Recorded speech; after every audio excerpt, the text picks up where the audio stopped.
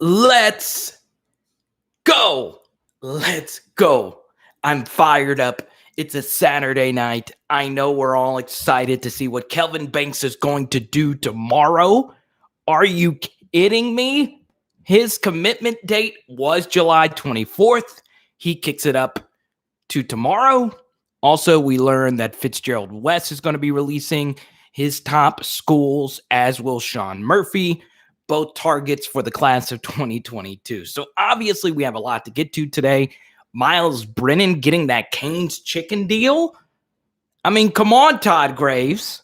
I've met you quite a few times. I would do anything for a Cane sponsorship. Anything. Or any chicken company out there. As we say hi to Rai, we say hi to Cliff. We say hi to so many people. We wish Cliff a happy birthday. He already has a super chat in here. And we also got to talk about kickers tonight. Nathan DILBERT commits. Also, I was watching some UCLA film today, so we're going to talk about the current team. It's not just going to be recruiting. And as many of you know, whatever you super chat, whatever you Venmo, whatever you Cash App, or if you buy a shirt, guess what? You get to pick the topic. Anything LSU football related. If this just happens to be your first live stream, let's get into it. Let's go. We say hi to Nick. We say hi to Clint as well. I'm so fired up. I really am. I think this is going to be one of the most epic live streams yet. You guys get to see Z later. You guys get to see Hey later. And look at this. The most important thing, and this is dead honest, the most important thing tonight. We no longer have to feel bad for Mississippi State because they finally have a national championship. Because they sure enough ain't going to get one in football, even though they beat us pretty bad last season. Yeah, look, I was happy. I was actually cheering for Mississippi State earlier this week. But anyway, I wanted to lead tonight, obviously, with the big story, which is Kelvin Banks. Tomorrow, this is going to be a very interesting situation. We're right at 28 votes. We'll keep this poll open. A lot of you are probably a little biased or a little hopeful. The question is not, do you want Kelvin Banks to commit to LSU? The question is more so, do you think he's going to pick LSU? I do not. Part of that is probably me just, lowering my expectations. But I do think he'll end up staying in Texas. Look, LSU has not landed any of these out-of-state five-star offensive linemen in quite some time. The last out-of-state five-star offensive lineman LSU's landed was Maya Tuwema, and he was really good before whatever happened to him off the field forced him to transfer. So, yeah, it's kind of a weird situation because we've had a weird week as far as offensive linemen are concerned. Obviously, the Dare Rosenthal news earlier this week. There are rumors that Kentucky might be where he ends up going. So I feel as if we are going to see a very interesting next couple of weeks with the LSU offensive line. Because one thing we've seen consistently is that a lot of players and a lot of prospects have said that they are going to commit before their seasons began. And that also includes Emory Jones. So what's interesting is, let's take Kelvin Banks's announcement tomorrow. I think there is a high probability that whichever school he picks tomorrow, he's not going to stick with it. And the reason why is because recruits, and it's not just Kelvin Banks, this is a lot of recruits. I think we'll see a lot of recruits decommit because they didn't get to go on official visits during games last season. So it's very interesting. Big Al says the wife wanted Chinese buffet, so that's what we did. I love it. Then he says, I think he was going to Sark. So, yeah. Well, Cliff, you're the birthday boy. You let us know if you think Kelvin Banks is actually going to pick LSU. So that's obviously a big story. Also a big story is this was very interesting. So the Elite 11 is going on. Walker Howard is competing in the Elite 11. He's obviously doing great because Walker Howard's great. I never take too much away from Elite 11 or the opening. However, to me, the bigger story as far as the opening is concerned is that Derek Stingley and Elias Ricks are out there. And the reason why I think it's important, and this is really key, is that they're getting to hang around Devin White. They're getting to hang around Jamal Adams. They're getting to hang around some real LSU legends. And the reason why I think hanging around those two players are very, very, very important, and this is very important. What Jamal Adams and Devin White had in common is something else Patrick Peterson had in common with them. So it was pretty certain before their junior seasons began that Jamal Adams and Devin White were both going to be high draft picks. I think even before the seasons, if we went back to look at the mock drafts, I think it was pretty clear that Devin White and Jamal Adams are going to be first-round picks. So what does that tell you? Monetarily, they had nothing to gain by playing their junior seasons. They really didn't. However, not only did both of them play their junior seasons, they played essentially every game of their junior seasons, to the point where Devin White did not opt out of the bowl game, still played in the bowl game, and it still was a top 5 pick.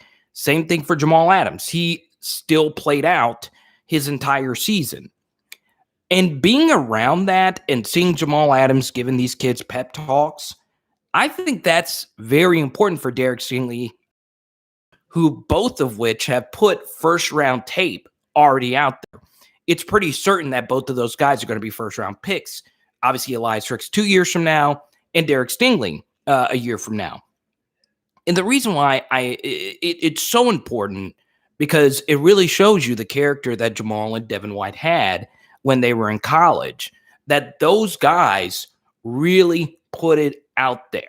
And I really do appreciate that. So hopefully that rubs off on Sting and he has the bounce back season that we're all expecting him to have. And then hopefully that also rubs off on Elias Ricks, who I think is just as good as Derek Stingley, if not better.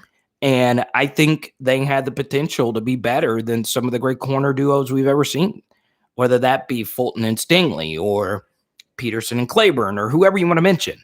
So I think that was very cool to see, because I have a lot of respect for Devin White and Jamal Adams.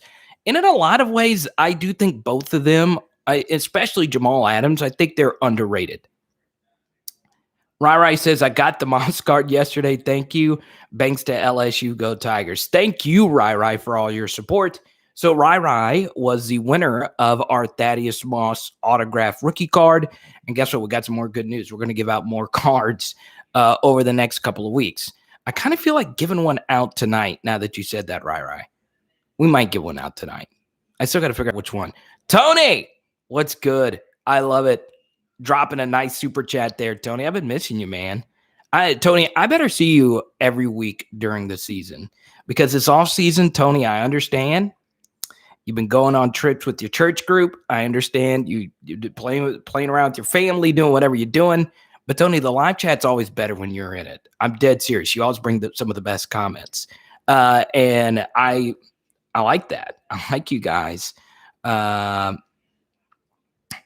right, Cliff's my cousin. I'm definitely not going to give him anything. It's kind of interesting. Cliff is one of the few people that's a part of the PHL Nation that I've gotten to meet. I've gotten to meet some of you. Biscuit, I know you're in here. CZ Beasley, I got to meet you. Yeah, right. I'm not giving anything to Cliff. Nick says, Kamari Wilson, a future Tiger. Book it. 5-star safety. Let's hope so.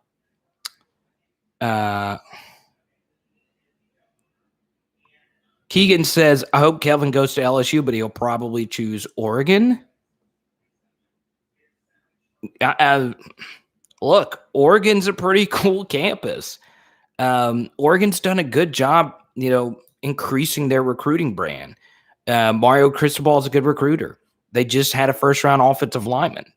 And this is just the truth. This is not an anti-LSU statement that I'm about to say, but when it comes to the bring-in of offensive linemen, it's just not our thing.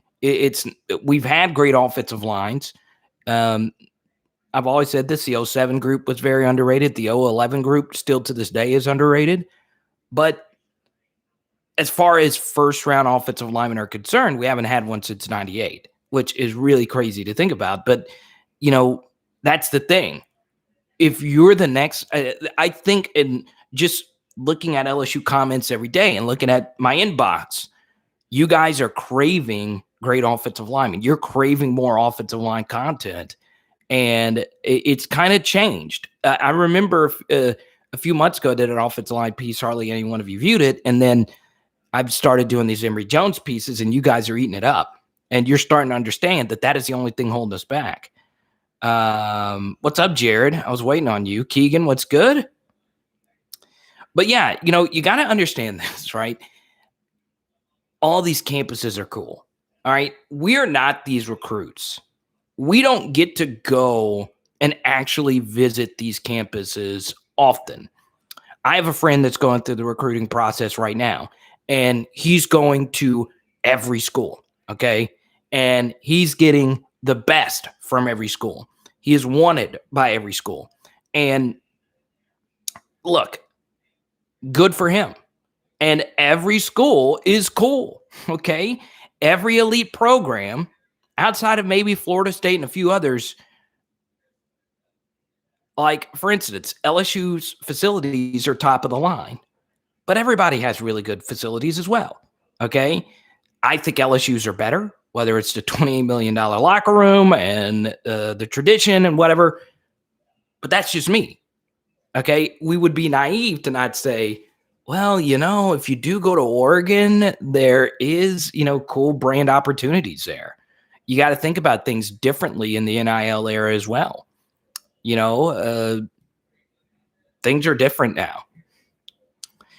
Jared, how's everything out west? We're going to keep this Kelvin Banks poll open for a few more votes. How's there 46 votes? And okay, now there's 46 of you in here. What's up, Big Al? What's up, Pegasus? Tevin, what's good? Yeah, pay Les Miles. It is kind of crazy you say that, Reed. That's such a good point because Les Miles' thing was the offensive line. But yeah, it is fascinating. It really is. So we go to Tony's comment here. Tony with the super chatting wants to talk NIL. We'll happily do that. TJ, what's good, man? Really enjoyed your comments this week, TJ. Roger, what's up, man? You're eating some Canes, Tevin? Okay. Todd Graves, look, Tevin goes get Canes when I put Canes in the title because it is a newsworthy item that MYLES BRENNAN gets this nice Canes deal. Todd Graves, if you're watching this, if you're one of the 47 people watching this, we need you to sponsor PHL, baby. I'll go do a show from every Canes location in Louisiana. Let's do it, Todd. Let's go. I'm a big fan of Todd. I actually know one of his big brand marketing people, and he's probably the coolest follow on Instagram. But yeah, it's interesting. Yeah, Big Al, glad to hear your wife is home. That's good stuff, man. I know that you were traveling, but the good news is that she got some Chinese buffet. Can I sponsor? Yeah, you could sponsor, Tevin. All you got to do is super chat, Cash App, Venmo. It's the best way to support the channel. Or Tevin, if you do have a multi-million-dollar enterprise or multi-thousand-dollar enterprise, I don't care. If you want to sponsor the channel, go right on ahead. Cane sweet tea. They do have some good sweet tea and lemonade. They're just good. I'm not going to lie. Cane's is good. Yeah, Chance, that's a good point about Lyle Collins. Because of what happened, he probably would have gone in the first round. That was weird. That whole situation was so weird. I felt bad for him. So, Tony, I'm glad you brought this up. So, you want to talk NIL. So, Tony super chats and wants to chat some NIL. I'm happy to talk some NIL. I'm glad you mentioned that, Tony. I actually did sponsor a kid to send out a tweet, a college athlete. I won't reveal who this kid is just yet. And yeah, we go straight to Danny's super chat. I'll finish this really quickly though, Tony, because you did super chat. Because this is a really good question, Danny. So he did tweet it out, and the payment went through, and everything was good. There is another. He wasn't a prominent player though, so you could search all you want. I just wanted to support a player. However, there is a really prominent LSU player. I have paid for him to tweet out something, and he has yet to do it. But the thing is, I have to go through an agency, and then if he decides he wants to tweet it, I don't know. I'm going to reach out on Monday or Tuesday. Tuesday's probably going to be better because a lot of people have off on Monday. We won't be off, but Tuesday would be better. So, yeah, I'll check in on that, Tony. We go straight here to Danny. Do you believe Sark at Texas is going to hurt us? This is a really good question, Danny. The first thing I want to do, Danny, is I want to ask the chat, because apparently Steve Sarkisian, he's going after a lot of the same recruits we're going after. We lost Bryce Anderson to Steve Sarkisian. We lost Brian Allen to Steve Sarkisian. Both of which were LSU commits. Bryce Anderson is still uncommitted, but he has a heavy Texas lean. But Brian Allen was a safety that flipped to Texas.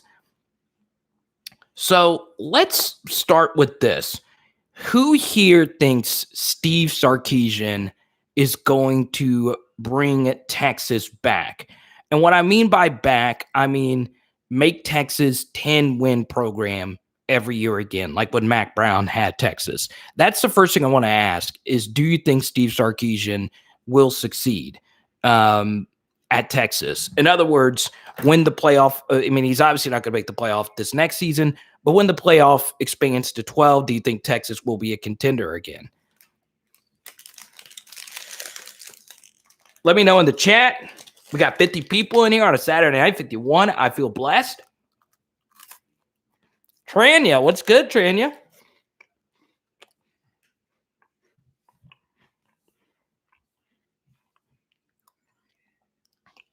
Tranya, let me know if this is your first time in the chat. I think this is the first time I've seen your name in here.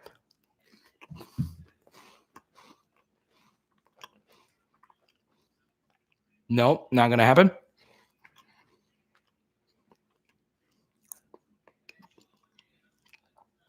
Chance, I love it. I love it. That's the correct answer. I think that's great.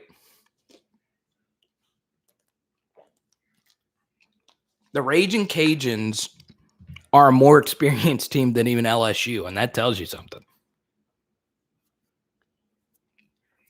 Well, it's good to hear you, Tranya. Jess, good to hear you. Welcome to the chat, Jess. Tranya, thanks for your support. So, yes, I do think Steve Sarkisian will succeed. All right. As long as he stays off the sauce. Yeah. Mediocre at USC and Washington. So Chris Brown. Yeah, it's interesting because he was such an innovative offensive coordinator.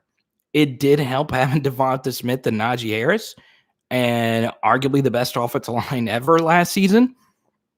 And Jalen Waddle and Slade Bolden, who are you going to mention? Billingsley, Mechie, Mack, whoever you want to mention. They're really good. I do think Steve Sarkisian will succeed. I think the Big 12, I like Aranda. I'll always love Dave Aranda, but I don't know if this is ever going to work at Baylor. Kansas State doesn't have Snyder anymore. Chris, whatever his last name is good, not great. I'm not feeling totally positive about a lot of the Big 12 schools. Also, Sark is already off to a pretty good recruiting start. I also think what's interesting about the Tom Herman era is that he never got to use a quarterback different than Sam Ehlinger. I think Sam Ehlinger was a good quarterback, but I think they held him back. I really do. Now, and it's kind of ironic because he held up so many records. I just think he was always like a really watered down Phillip Rivers, like a really good quarterback who would put up stats but not really win all that much. Oh, that's cool, Jess. Appreciate you. Thanks for joining us live.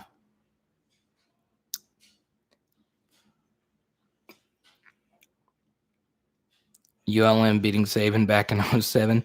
No, Lafayette, Chance knows more about it than I do. UL's got a squad, and you got to remember, UL beat Iowa State last season, got lucky. They got a special teams touchdown and a deep touchdown, and they didn't really do a whole lot outside of that.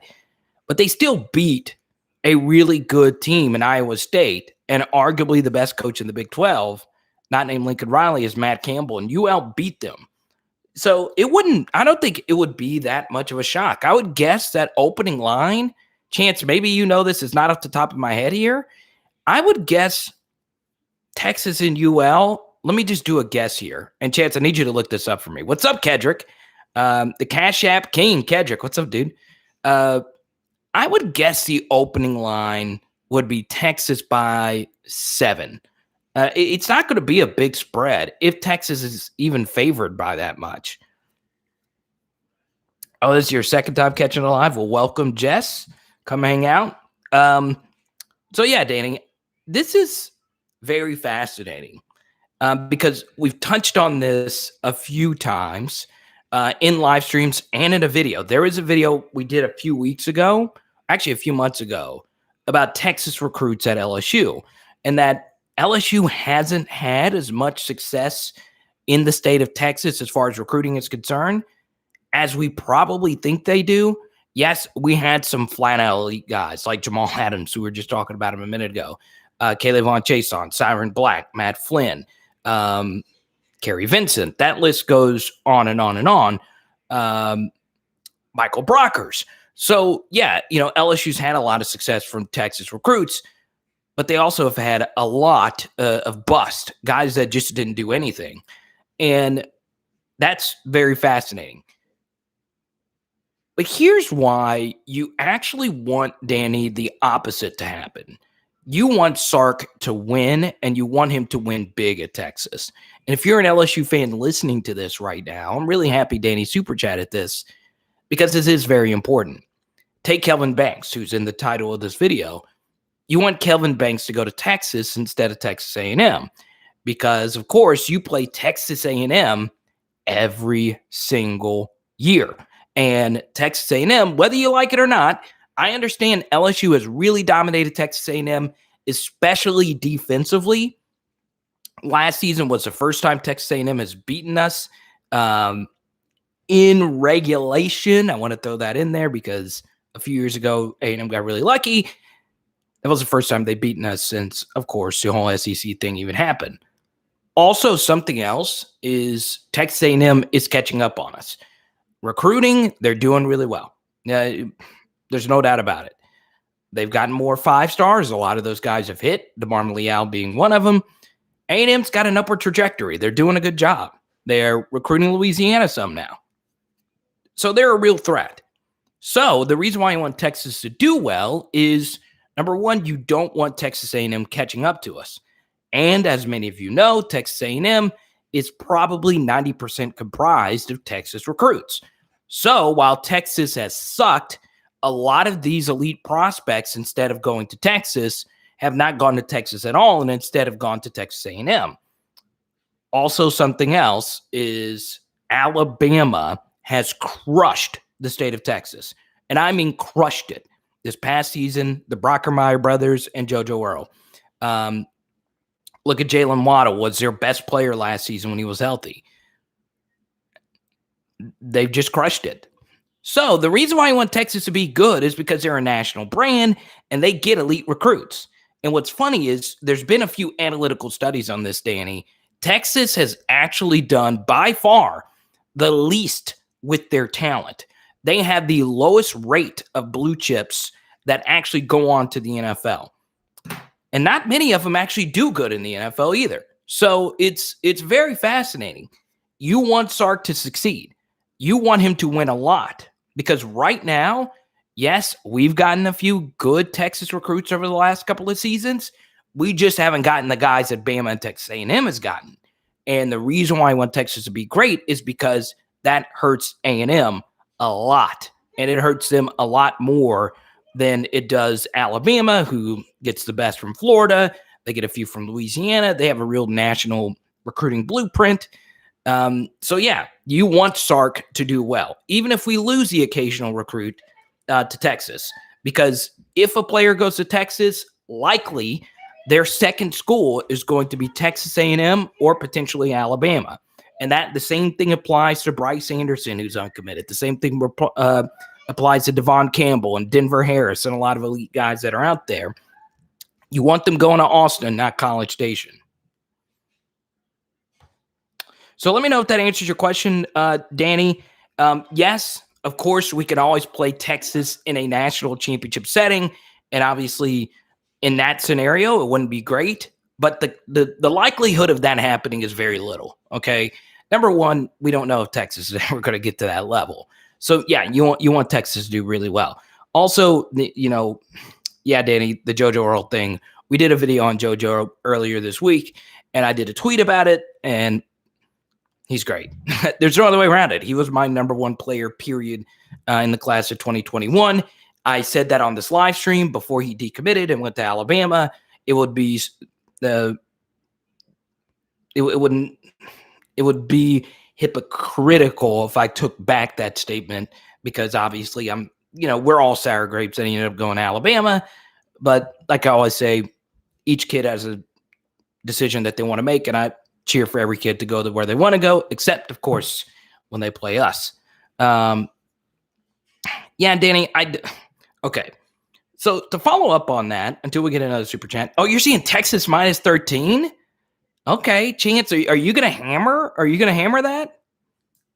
Man, I kind of want to take the Cajuns right now, baby. I kind of want to take the Cajuns. Yeah, Keegan, that's going to happen. And there's nothing I could say about it. Other schools are doing it. They're doing it right now. And so what? And it's justified. It's justified. We got to clean things up. We got to clean it up now. And, as an LSU fan, there's no sense of defending that other than saying we just got to, get better at that. Danny says, yes, I'm worried about recruits. I'm worried about them taking recruits from us. So let's actually look at the state of Texas, all right? And I'm glad you brought this up, Danny, because we actually started looking at this data recently. So we got Landon Jackson and Garrett Nussmeier. Those are the two Texas prospects. And if you don't mind, Danny, I'm going to pull up the data. I ripped it all out this week. Let's go here. So we got Garrett Nussmeier and Landon Jackson in the last class, okay? We'll see how they turn out. In 2020, we got Kevontre Bradford, Josh White, and Dwight McGlothern. We'll see what happens with Josh White. Bradford's already gone, and McGlothern is going to ball out this season. We also got Cade York, who's obviously arguably the best kicker ever at LSU. And Marcel Brooks was obviously not great. Then in 2018, Jarrell Cherry, Chasen Hines, and Dominic Livingston. We'll see what happens with Cherry. He's probably 6th or 7th string right now. Dominic Livingston played a season and he transferred. And Chasen Hines, he does start. I think a lot of you know how I feel about him. 2017 was a killer season. Chason, Deculus, Vincent, Ingram, Netherly. Netherly was the only player that didn't work out. Then we go to 2016, Eric Monroe, D. Anderson, and Ray Thornton. So I'm going to go down here. I actually charted this, Danny. Since 2008, we've gotten 37 Texas prospects, and 13 of them have hit. So, and hit means they were good to very good. So obviously Jamal Adams is a hit, Jalen Mills is a hit, Chason's a hit, but there's a lot of meh in there, okay? And I mean flat out bust. All right. Eric Monroe was an elite prospect. He had a good season at Texas Tech last season, wasn't that great at LSU. So, yeah, there's some injury guys in there. Ed Paris, he was good, but he got injured. So, yeah, it's interesting. So that doesn't mean, we shouldn't recruit Texas. It's just it goes to show you that LSU is mostly Louisiana guys. However, to win a national championship, you need everyone. You just do. Okay. So for those that say, well, we should only just recruit the state of Louisiana, there is some truth to that. There is some truth about a Louisiana 3-star. The data is very interesting. I went through from 2018 to 2008, I believe. There's roughly 64 Louisiana 3-star prospects. About half of them hit. So every Louisiana 3-star, 1 out of every 2 turns out to be very good players. Okay. This is a recruiting deep dive. So you guys better thank Danny for the super chat, because I wasn't going to share this information tonight, but it's interesting because there's more to this study I'm trying to do. But yeah, let's see. What's up, Dwayne? Good to hear from you, man. Kedrick, thank you as always. I always call, what's up, Iceman, Kappa Man? Dude, your super chat a few weeks ago was so great. I appreciate you, man. Shout out to Kedrick, the $10 super chat. Thank you, man. Thank you. Wow, that is so cool, Kedrick. You've been such a blessing to the channel. Kedrick, I know you normally like to talk about quarterbacks. So, Kedrick, you get to pick the next topic. We could talk about Myles Brennan and Canes. What if Myles Brennan gets the Canes deal and Max Johnson gets like Zaxby's or Slim's or something like that? Would that split a quarterback room?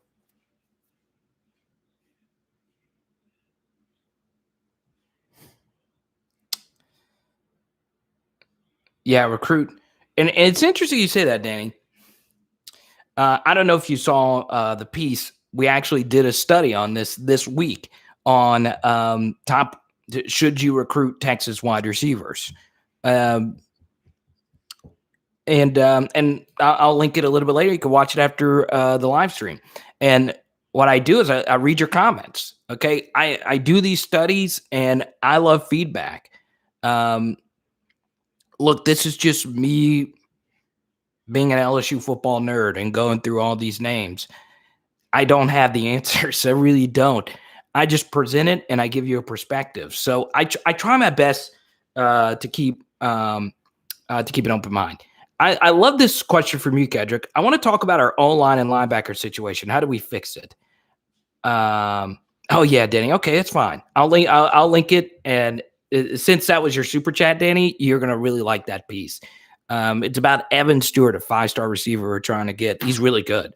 And, I'm starting to think he's the best. If he did commit, he would be the best receiver in this class. But it's interesting. So now we go to Kedrick's Pegasus. I use a 247 composite. That seems to be pretty standard. But obviously ESPN has their own ranking and Rivals has their own ranking. The 247 composite is a composite score of all of them. But yeah, we go to Kedrick here. I want to talk about our O-line and linebacker situation.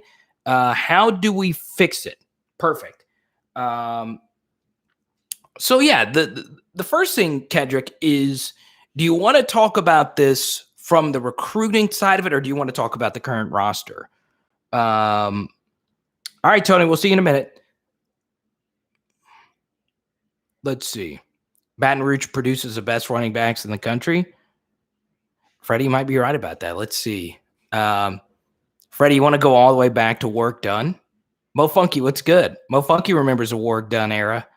Warrick Dunn was a phenomena in Catholic High, man. Let's see, Warrick Dunn, and then was it Travis Minor? Was that his name back then? And then obviously, Geis was phenomenal. Nicholas Brissett. I'm trying to think some other Baton Rouge running backs. Clyde, of course. I mean, he's probably the best. But yeah, it is interesting. Baton Rouge does produce some good backs. I like that Banks poll. What's the Banks poll at right now? We're at 76. Okay, I like that. Okay. There we go. So Kedrick wants to talk about the future of offensive line recruiting. I'm glad Mo Funky is in here because Mo Funky actually looks at this really deeply. So it's Mo Funky, perfect timing. I'm going to really need your support on this because he actually is. It is funny. Mo Funky actually is diving deep into finding offensive linemen. It is interesting. First in Kedrick, LSU saw Cam East, a 3-star lineman that they were thinking about. He goes to Mississippi State. So we look at this situation now. Are there any offensive linemen that LSU can pick up? So obviously Kelvin Banks is a big story. He's committing tomorrow. And I'm actually happy he's committing early because it then opens ourselves up to focus in on some other guys, such as Julian Armella, who's an absolute huge target and a phenomenal talent at a St. Thomas Aquinas High School, which is also the same school that Marcus Dumerville went to. So if Armella came, he would also push Dumerville. And I'm sure the two of them are familiar with each other. And then obviously, Fitzgerald West is a 3-star defensive tackle at LCA. Ed Orgeron really wants him to be a center at LSU or an offensive lineman. So we'll see. Then, you get down into some deep cut guys, Caden Moreau for the class of 2022. And then, 2023 is just right now, there aren't any 247 composite rated 2023 Louisiana offensive linemen. So we'll see what happens. Then, nationally, look at the 2022 class, Devon Campbell, Zach Rice, those are pipe dreams right now. Those aren't going to happen. Riley Quick at a Hewitt Trustville. That's where Armani Goodwin played in Alabama. Probably not going to happen there either. So, you look at 2022, your class is probably going to be Emory Jones, Will Campbell, Bo Bordelon, and hopefully 2 out-of-staters. And if we don't get at least 5 offensive linemen this cycle, it's going to be a huge disappointment. So the first thing, Kedrick, I'll tell you is the same thing, I've been saying for months now. Emory Jones is such a big commit. He is so big. I mean, it's even bigger than, Shaz Preston and a few other guys. And those guys are really good. Kendrick Long, whoever you want to mention. So Emory Jones is going to be such a key commitment because if you don't land him, you're going to really need to cross your fingers at Cardell Thomas and some of these other guys pan out. Anthony Bradford, whoever you want to mention. So that's going to be the first thing.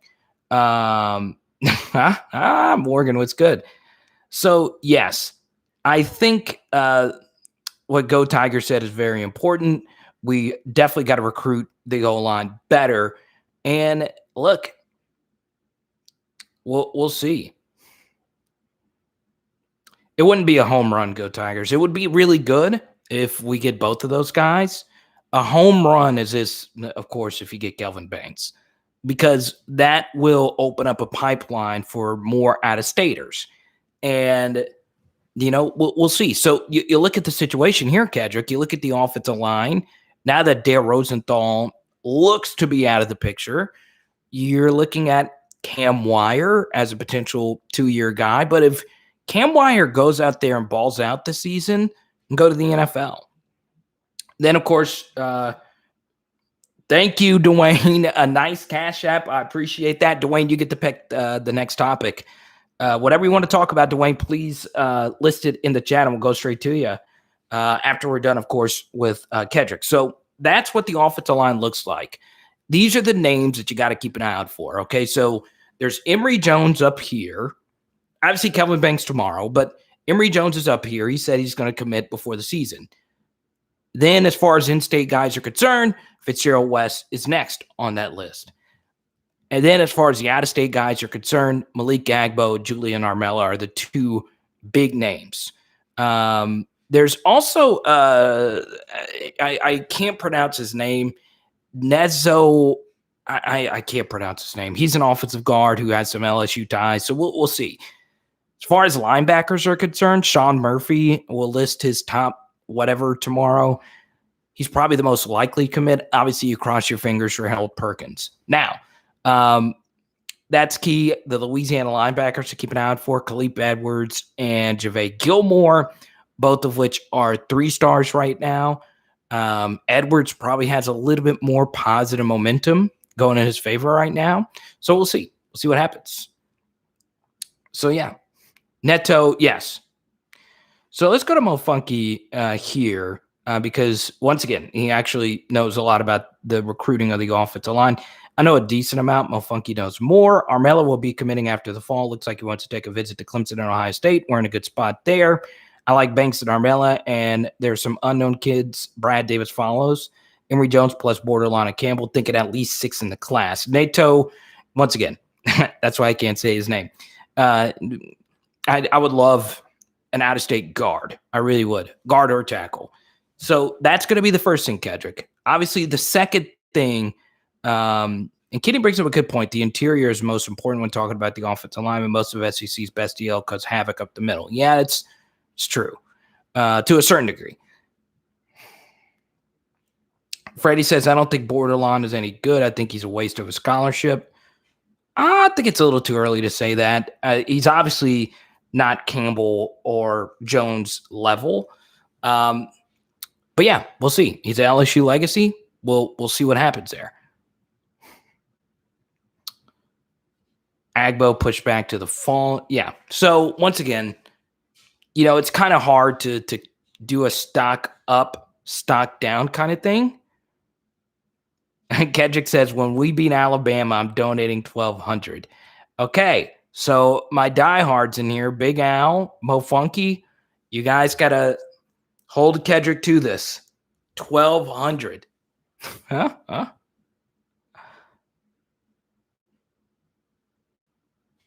Right, hold him to it. Hold him to it.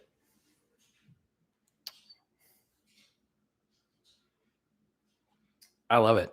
I absolutely love it. So as far as like the current, and we're waiting on Dwayne's question here, as far as the current offensive line and linebackers are concerned, it looks like Garrett Dellinger is going to be a good player. Okay.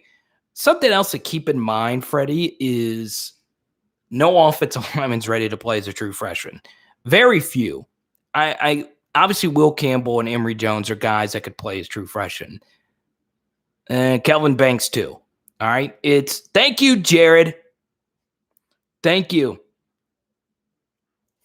Jared, I want to ask you a question. This Joe Burrow card that you won, do you want me to wait till we meet up in Alabama? Or do you want me to mail it to you now? I'll wait till you get back. Something to look forward to when you're done with your term.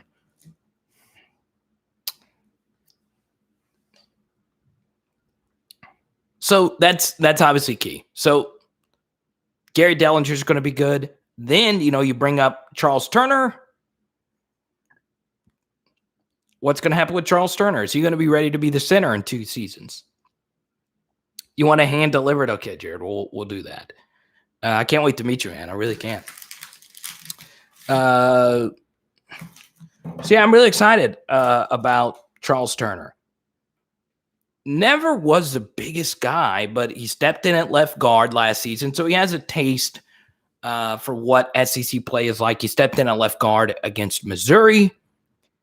And so we're going to need Charles Turner to step up and be the guy in 2 seasons at center.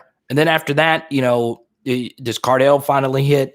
Anthony Bradford, who's going to be the right tackle after Deculus leaves? We'll see. We'll see what happens. Something else that's key to bring up, Kedrick, as far as the offensive line is concerned, is and this is, and honestly, this is kind of scary, but it's true, is Austin Deculus is pretty much locked in that right tackle spot.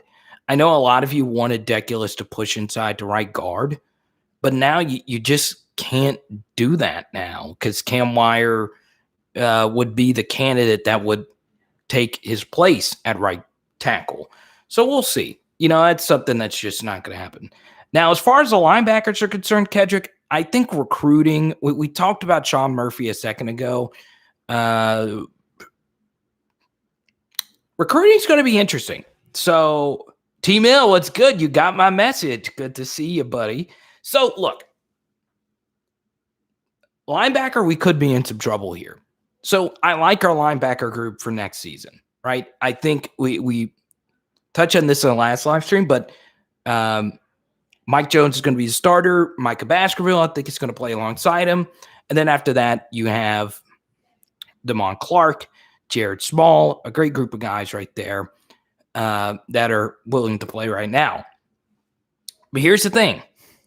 Even if you throw Bug Strong in there, who's getting a lot of hype, there is a scenario where all of those guys leave. So if Mike Jones balls out, he's gone. All right. No matter what, Micah Baskerville's gone after this next season. Damon Clark is gone after this next season. Jared Small is gone after next season. They're all seniors. Then if Bug Strong balls out, guess what? Guess what? He's gone too. Bug Strong could go to the NFL next season. So that leaves you with Josh White and Antoine Sampa as your only linebackers left, along with Greg Penn and Xavier Carter, who's more of an edge prospect, but they have worked him at traditional linebacker as well. So linebacker becomes a little bit bigger of a position of need than initially thought in recruiting. So, Kedrick, I think the linebackers this season are going to be really good. And then after that, we'll see what happens. So, yeah, Freddie says Sadiq Charles and Ed Ingram came in as freshman starters. Yeah, it's true. They weren't the same players in as what they were, obviously these last couple of seasons. But, yeah, you'd like to have players that could play as true freshmen, but I think it's more ideal that a player starts their second season. Demario Tolan's also a key linebacker. I'm glad you brought him up, Keegan. Addestater, choosing between LSU and Miami on July 8th. There's also a deep cut linebacker out of Texas, I believe. Mo Funky, you sent me his info recently. He is a thumper. I can't think of his name. He wears number 8 in high school. I watched his tape the other day, and he's a baller.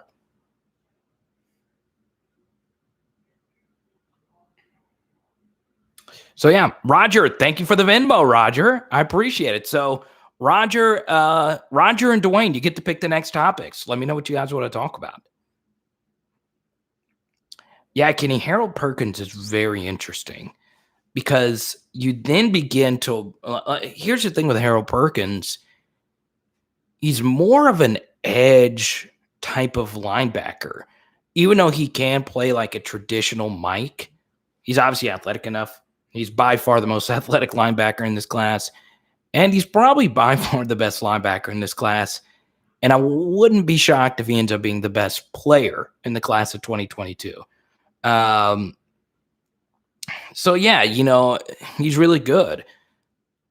He's also, his best spot is just when he's coming off the edge. I mean, he's just special. He's so special. So, yeah, you fingers crossed with Harold Perkins because he is just so good.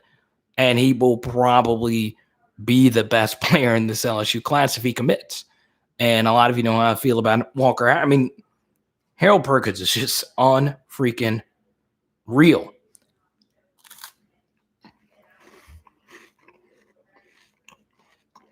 Jordan Toll's a linebacker. I'd like to see it.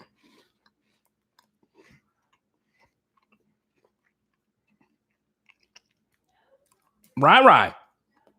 Of course we'll talk Nathan Dilbert. Let's see. Barry going tier maker. I like that, man.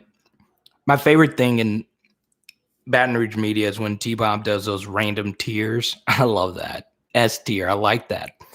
Barry, that's a very internet comment. A lot of people are like, wait, S tier, what is this? But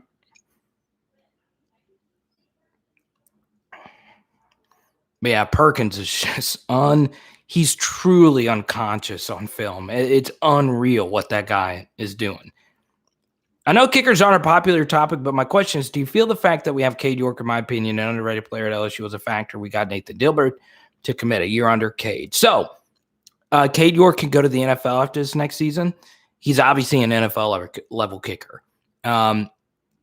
when you hit a 57-yard bomb in the swamp, you're probably going to get drafted. I mean, it really is a crazy kick. Now, the interesting thing about Cade York, that NFL teams will ask him is obviously, how do you feel about kickoff duties? Because, when you're at LSU, you have unlimited roster spots, and LSU has Avery Atkins as the kickoff specialist, and Avery Atkins is out of Alabama, and Cade York, of course, is out of Texas. And LSU gets a kicker out of Michigan. So, Greg McMahon's done a really good job, recruiting these kickers. The first thing when I was studying Nathan DILBERT yesterday is that he is a left-footed kicker. Doesn't change anything when it comes to kicking. It's not like, a quarterback where a right-handed quarterback and a left-handed quarterback, the ball spins differently or whatnot. The left-handed, it's not going to matter. I think Nathan DILBERT is obviously a good kicker. Is he a Cade York level kicker? I don't know how many Cade York level kickers are out there. Cade York is, if he has a great junior season, he's probably the best kicker to ever play at LSU. As great as Colt Tracy's game-winning kick against Auburn was, Colt David, 47-yarder against Alabama on the road in 2007 was so huge. As great as those kicks were, nothing will ever, I just don't think we'll ever see a kick at the collegiate level better than a 57-yard bomb in the fog to end someone's playoff hopes. On the road, hostile, torn up field, wet field, to hit the ball with that much force. And it would have been good probably from 62 or 63. And that's minimum. It might be better than that. I mean, it was a bomb. To deliver, it's just going to be impossible. It really is. But, yeah, Cade York is just an all-time great talent. He really is. And I think that's what LSU probably feared. Like, if he comes out and has the same season, he'll go to the NFL. He'll go to the NFL. Now, as far as, let's see. As far as special teams is concerned, I don't think, Rara, you should – let me make sure I answer your question thoroughly, Rara. Let's see. He is an underrated player at LSU, and that's the thing.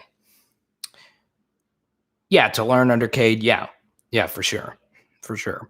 So, yeah, Cade York, once again, if he comes out and he balls out, he's going to go to the NFL, and he'll probably get drafted. Who was the best punter in LSU history? It depends. Obviously, Brad Wing is in that discussion. He was so great. ZVR was great. Probably Donnie Jones, so especially if you factor in his NFL career. Donnie Jones.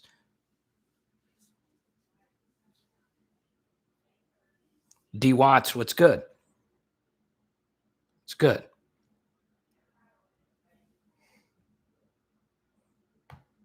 Let's get to your question, Roger. I'm trying to find your question here. Let me know if that answered your question, Rai. To learn under Cade York. Can't have a better mentor than that. But yeah, probably Brad Wing or Donnie Jones is the best punter at LSU.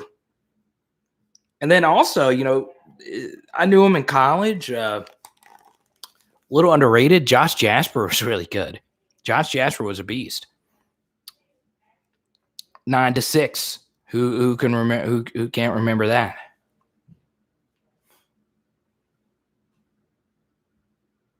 Let's see here.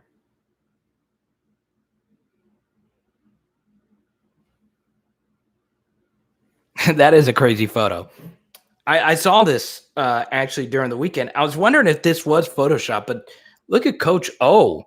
Coach O is straight up jacked here. I freaking love it. Look at this man. Look at O. Comment right now if you have a dad bod better than this one. This ain't even a dad bod. This is a bod. Yeah, Ed Wardron's a beast. Getting that Ray D. Baker, baby. And then there was a photo of Ed Wardron at Baskin Robbins with his kids. That's great. Looks like a human Rottweiler.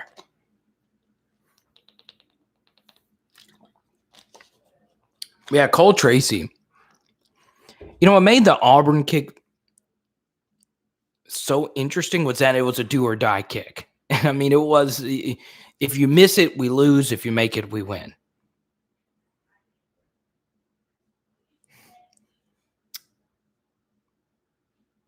Dreads. Am I wearing, got dreads? That's my coach. I love it, Reed. That's my coach. So let's see. Yeah, Brad Wing. Who can remember the first LSU player to get called for a celebration penalty before his touchdown? That was so good. The fake punt. I'm telling you, man, that 2011 group, that was such a swagged out team.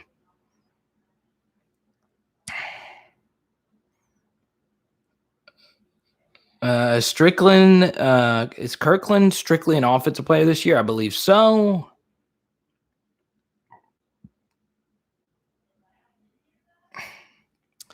John Trey gives you a lot of value on special teams too. He does.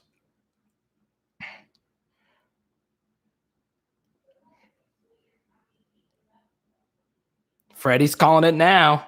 LSU versus Oklahoma in the national championship. Freddie, that'll also be the Canes Bowl. Do y'all see this? Spencer Rattler gets the Canes sponsorship. I'm starting to get angry at Todd Graves, man. Come on, Todd. Really, Spencer Rattler? Really? Spencer Rattler, who's like, I mean, me or Spencer Rattler? Really? You have to admit, that's such a great quarterback name, Spencer Rattler. But his logo, he had a logo made, and it looks so weird. Not going to lie. Yeah, Oklahoma's got a really good team. They have good defense. Every year, Oklahoma puts together a good offensive line. Spencer Rattler, really good quarterback.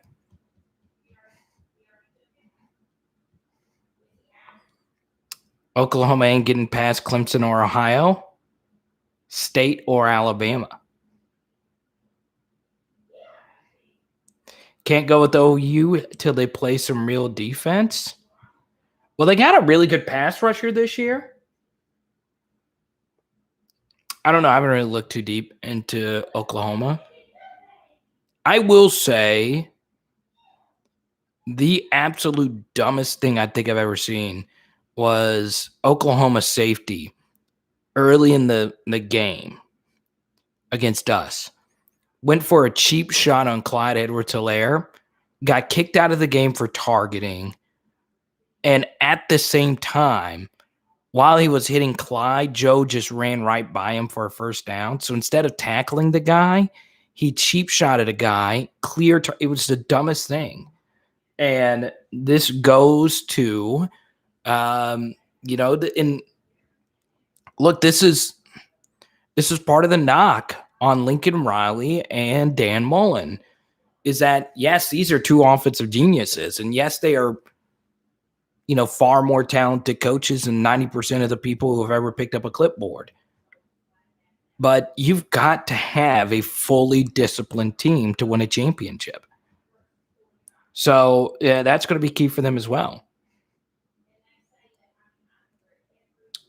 Yeah, Kitty, I just don't know a whole lot about Oklahoma's defense right now. I know they picked up Mike Woods in the portal.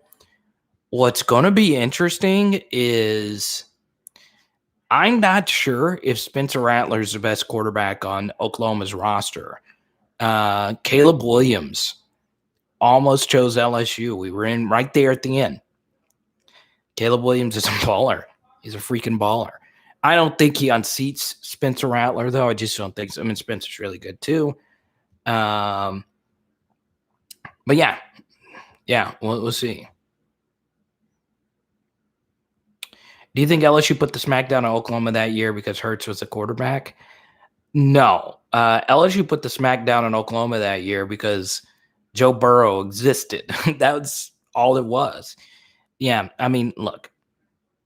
Did it mean a little extra more? A little extra more. What is that? Did it mean more to beat Jalen Hurts since, he beat us pretty bad. Well, he didn't really beat us bad. It was 10-0, but you get it. Did it mean something? Yeah, it felt good. It felt good to finally beat Jalen. Our defense, that was arguably one of their better performances of the season. LSU's defense in 2019 was very good. That was one of their better performances for sure. Caught a few breaks in that game, but it wouldn't have mattered. LSU's offense did not have a performance. Arguably, come on, the Alabama performance, with all things considered, was better, but just from a pure statistical standpoint, LSU's offense didn't have a game like they had against Oklahoma, who just disintegrated. And I think part of that was LSU having all that time to prepare, and Oklahoma just decided, hey, we're gonna force someone else not named Jamar Chase to beat you, and it didn't work. There was just bust all over the place, and Justin Jefferson, one of the greatest players to ever wear the purple and gold.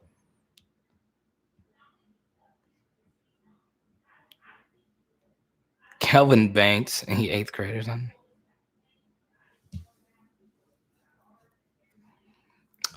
Grant says, Carter, who do you believe is a team that could come out of nowhere this year, and why? Good question. I think UCLA is very interesting. I was watching them earlier today, Grant. And the first thing that really stood out to me, and I'll finish this really quickly, and then we'll get to Roger's Super Chat here. Do you believe UCLA returns all 5 of their starters on the offensive line? They return an experienced running back, an experienced quarterback, decent wide receivers. We should be able to lock them down with who we have at DB. But yeah, the one thing that's very interesting about UCLA is that they're one of the better running teams in college football. They pick up Zach Charbonnet, a transfer from Michigan. They're really good at pulling their guards. And one thing LSU really struggled with last season was run fits. We're going to have tighter run fits in this game against UCLA. And yeah, this is their year. So we'll see. Obviously, that UCLA game's so weird because they play a Y the week before, and that's obviously going to change so much of our expectations going in. What's up, Eric? Good to see you. Hope you guys are enjoying the weekend. Yeah, extended weekend. Gotta love it. Let's see. Justin Jefferson, the star Vikings wide receiver. Spoken like a true Vikings fan. Right. Do you think Flott will bounce back at 21? It seems like we're moving and not banking on not moving Rich. So, yeah, Cordell's going to be the guy in the slot. I think LSU's going to roll him back out there. And, look, I understand it was easy to pick on Cordell Flott, but there was a few things that went wrong. Jaron, what's good? Okay, I'll answer this really quickly, Jaron, because this kind of ties into Cordell Flott. Who should be our number 1 corner, Stingley Jr. or Ricks? So this is a little bit different than who should be your number 1 wide receiver or your number 1 running back. Is that at all times, you're going to have 2 corners on the field doing very similar things. So both, I don't think that there's no such thing as a number 1 corner. I think the better question, Jared, is who do you think is the better corner, Stingley Jr. or Ricks? And for me, I give the slight edge to Elias Ricks. It is just a slight edge, but they're different players and totally different personalities. But that doesn't mean Stingley is not flat out incredible. He is really good. And if he's really locked in and ready to go and fully healthy, he's probably the best corner. But I'm going to go with the guy who had the better season more recently, and that, of course, is Elias Ricks. Yeah, so let's see. A lot of Reed's a big Sting guy, which is fine. I totally get it. Let's see here. To go back to Reed's question about the slot corner position. Not Reed, Roger. A few things about Cordell Flott. The first thing is, For whatever reason, he and Derek Stingley just could not communicate last season. There was just too many busts between them, and they ran a lot of routes where they forced those two to run into each other a bunch. Also, on top of that, Cordell Flott played a murderer's row of slot wide receivers last season. I mean, a murderer's row. And it's simply not going to be as good as the slot wide receivers were last season. So just by default, him getting another year of experience and him getting better defensive back coaching in general, and him not going up against Kadarius Toney, Devonta Smith, even though he didn't face Elijah Moore, he would have if the games were on schedule. And Traylon Burks and all these different, and Burks is back, but still, I just think it's going to be a better season as far as who he's matched up against. So I think Cordell could definitely bounce back. I know a lot of people are quick to say Sage Ryan could play the slot. I hope they slowly work Sage in, and then eventually he takes over that role. All y'all Bama spies, hit that like button. A couple minutes, LZ? Yep. Give it about 15, 20. Really? About 15, 20. Yeah, take your time. I got some juice. You got some juice? We got drama in Dallas. With who? Rob was supposed to go meet Tasha and Todd and Lindsay. Oh, yeah. Oh, okay. He didn't show up. No, whoa. All right. Hold on. I can't. I got her. No. Not yet? No. Okay, come on. Not yet for Z yet. Not yet for Z. Oh, yeah. We do have a thing planned. So go on ahead. go on ahead, do the special thing. We'll get Z is coming in 25 minutes. So go ahead and season the salmon. Just go ahead, season the salmon and get everything ready. All right. We'll be there in 5, and then I have a favor, guys. Oh, we do have a favor. So 25. Love you. Love you too. We do have a special Z celebration. What's up, Hunter? LSU switching to the wishbone. So yeah, I agree with Bruce. I would like to see Elias Ricks get some snaps in the slot. I think, you go back to the pick six last season. That's where he was. The pick six against Florida. We did a full film study on that play in particular. So yeah, we'll see. We'll see. Tony, the Master Blaster. What's good, man? So yeah, it's going to be an interesting thing. So I think Cordell bounces back. I do. But we'll see. He was pretty solid in 2019 when he played. And the thing is, though, and this is what I would say, Roger, as well. I think the one thing that hurt Cordell more than anything was that Ed Orgeron and Corey Raymond didn't bench him. This is very key going into next season. If you struggle, okay? If you struggle, this is my motto, all right? If you struggle, you should be benched. That's my motto for next season. Last season, even though we had a frail roster of only 50 or so players, if you struggle, you should be benched. You should be benched. It's once again, if you struggle, you should be benched. And I understand LSU was scared of players potentially getting discouraged and hitting the transfer portal, or we're not being deep enough. The bottom line is we just simply, if you don't have, if the guy out there is stinking, it doesn't matter if we don't have depth there. We're losing a lot of games because of it. Next man up, exactly. Let's see here.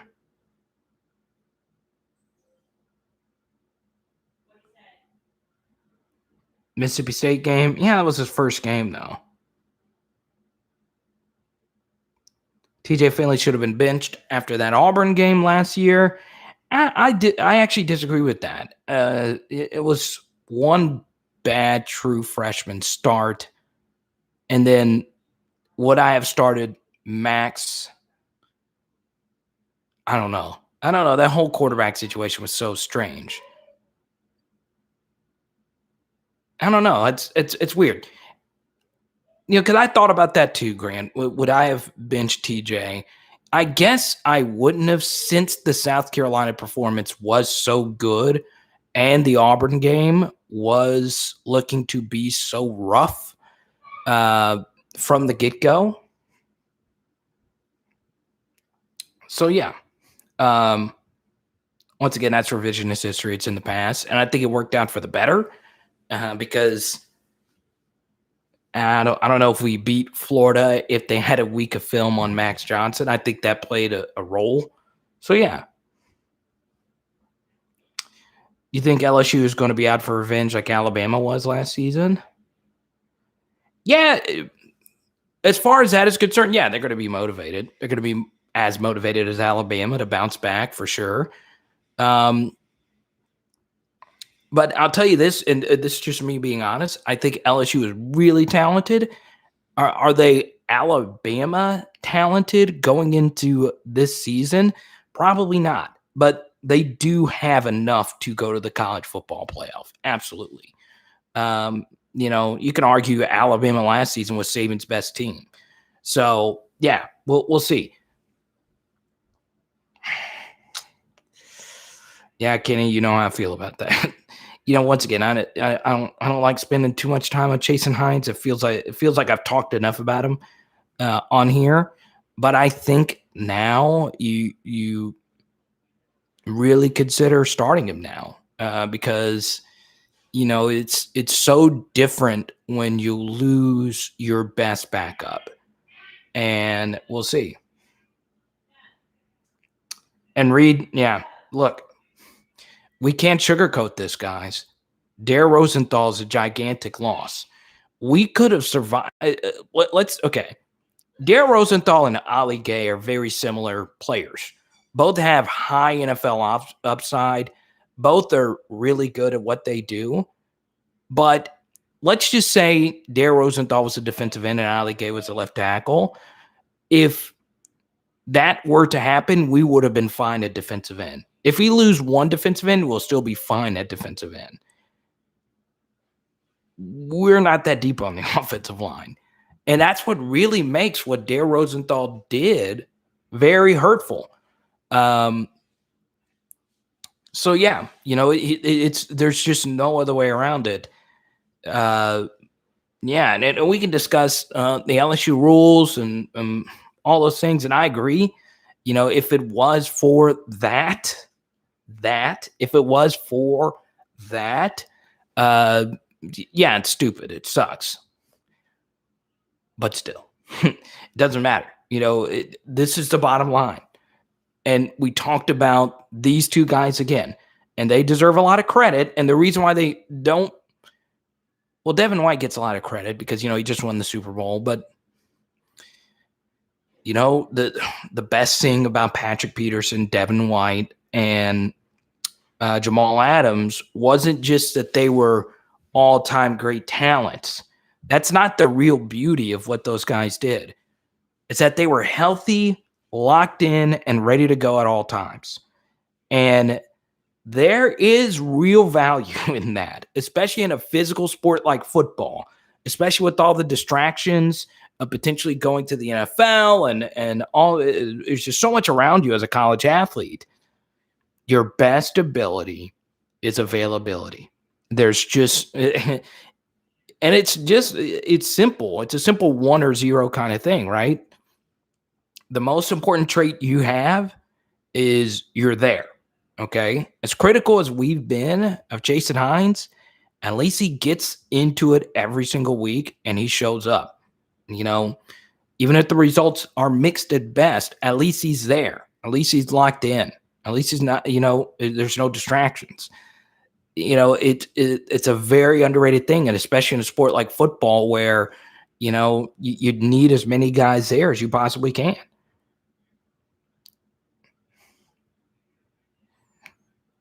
So we'll see. So let's go on ahead and end this poll right here. Cool. We're right at 100 votes.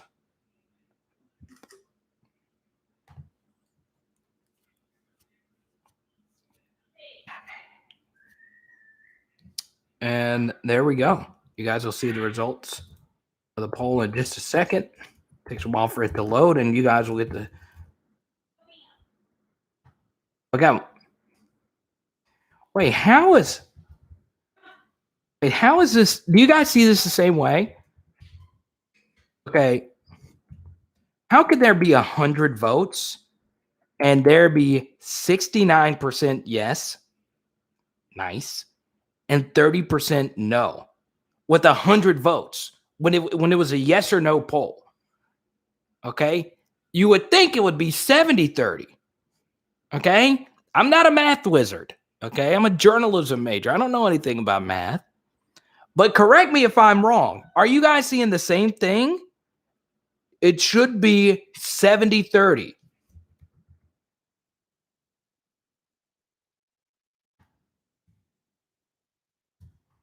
Okay, you see 68-32. How many votes do you see, Brody?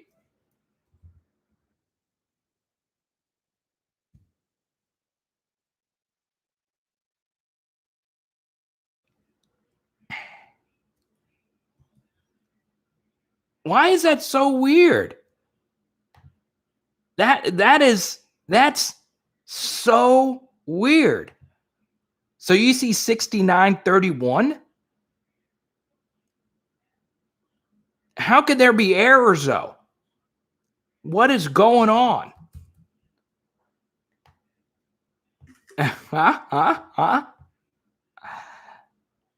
It says 90 votes. It was 100 votes.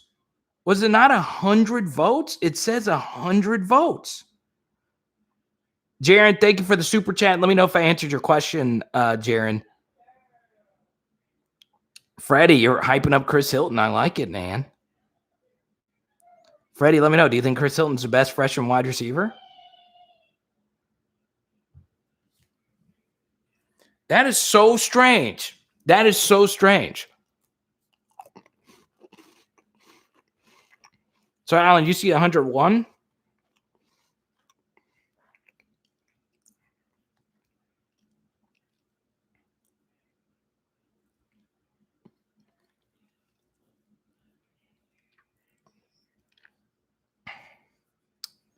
Let's see. Reed says, Carter, how come you talk about LSU? You always have these low expectations, but when it comes to Bama, even a down year. Well, Reed, if it makes you feel any better, I feel like my lock is Bama under 11.5 wins, right? Okay. It's not just me. I mean, look, Bama, in the eyes of Vegas, is the best team in America. 11.5 wins is their over-under. All right. LSU's over-under right now is 8.5 wins. So let me throw this out there. Okay. And please no politics. Please. Please no politics. All right. But let me go ahead and throw this out there. Over-under 8.5 wins. Who here thinks over-under? How many of you feel like the over? And once again, the over-under is just the regular season. That doesn't include the bowl games. So we're just talking about the 12-game regular season. So, Reed, let me ask you this. Do you feel the over? Do you feel LSU is a lock to be a 9-3 team? Do you really feel that? Do you feel it is a lockdown, hammered down, 9.5, for sure, 9-win team, 9-12?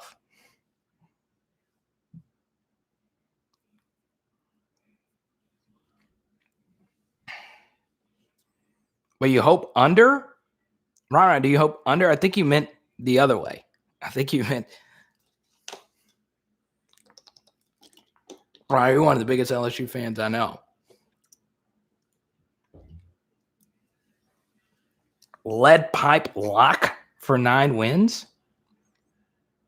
Oh, for Bama. Okay, I got you.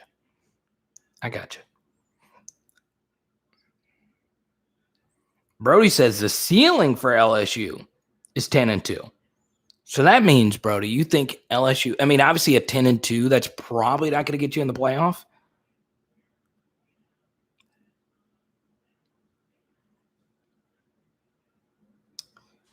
Barry says Bama is going to underachieve.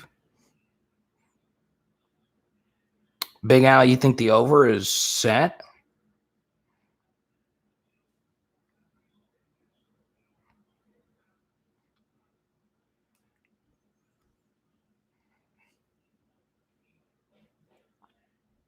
LSU's going 11-1. Who's the loss to, Jared? Grant, 10-2.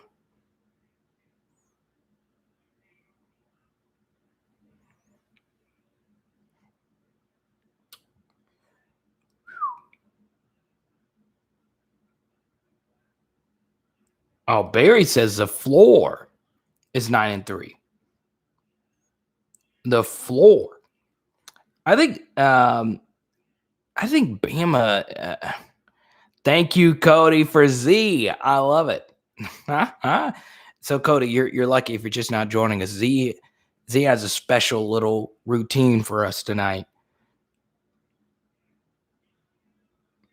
Well, versus if Kelvin Banks goes to Texas, that's not a bad thing as long as he's not going to Texas A&M. So let me 15-0. That's what I like to see, Roger. That's what I like to see. Let's go, Tigers. Let's go, Coach O. Roger believes in you, Coach O. With your jacked up body, huh? Jared, I'm still shook after that photo you sent me. I'm still shook. 15-0. I love it. So I just started running again, and I used to just knock out 6, 7, 8 miles easy, and now I could barely last 2.5 miles. Barely. My legs just go out at 2 miles. I have no idea what happens. Kentucky is more of a potential upset game than Ole Miss. Yeah, Kentucky's going to be a smash mouth team. That's the thing. Kentucky and UCLA both have good interior rushing attacks. So, for those out there that are big Jaquelin Roy fans, we're going to need them. That is kind of crazy, though. With Bama, everything that they're losing, their over-under is set at 11.5.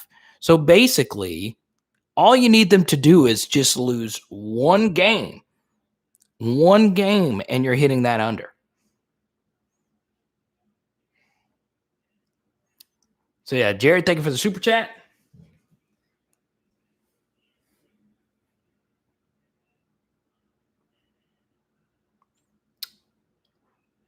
Cody, you get to pick the next topic. Jared, you get to pick the next topic as well.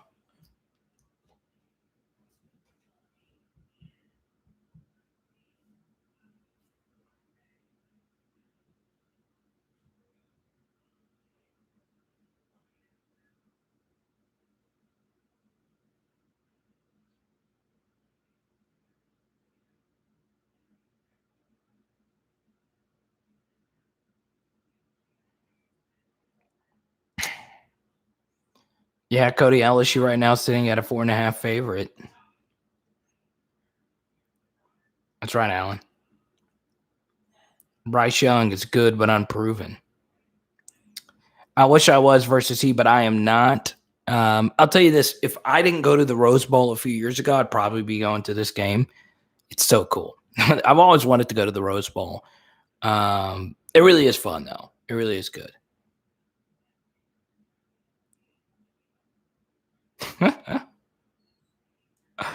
Let's see. Yeah, Denny, you super chatted earlier, so I'll touch on this for a little bit. Yeah, the LSU gymnast, Olivia Dunn, she's going to make a lot of money.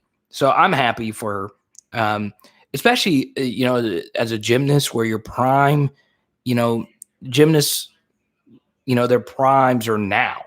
It's a very interesting sport. So I'm happy. I really am happy for it. And I'm happy for the LSU gymnastics program. Didi Bro just retired, so yeah.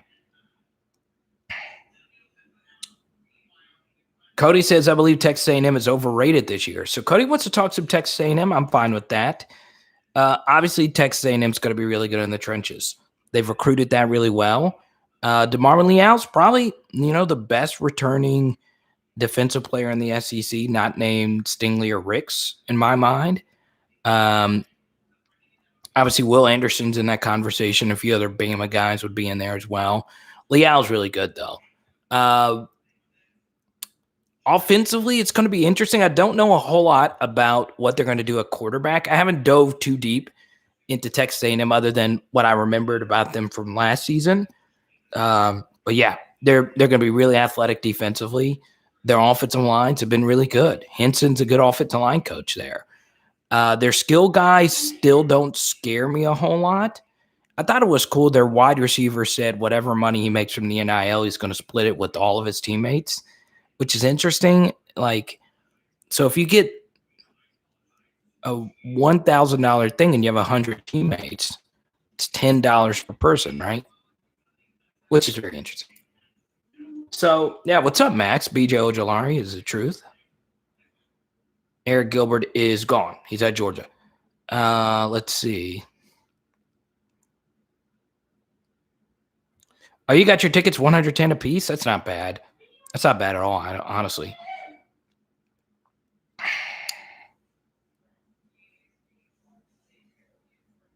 Patrick says, I just hope the secondary is in sync and the linebackers are more aggressive against the run. Yeah. Also, we just need our run fits to be better. What's good, Patrick? Patrick Tomlinson. First live chat I've seen you in, Patrick. Good to see you. I know you hop in the comment section. You haven't been around for a while, Patrick. So yeah, A&M's got a really good team, Cody. I just don't think, with the new quarterback, they do get Spiller back, who's, just a really good back. Not a special back, but he's really good. We'll see. We'll see. I think A&M is going to be pretty solid. So, yeah.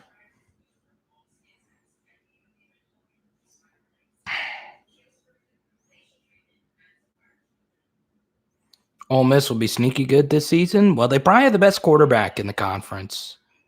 Patrick working a lot of overtime, baby. Get that money, baby. Let's go. Let's go, Patrick. Get that money. I like it, man. So, yeah.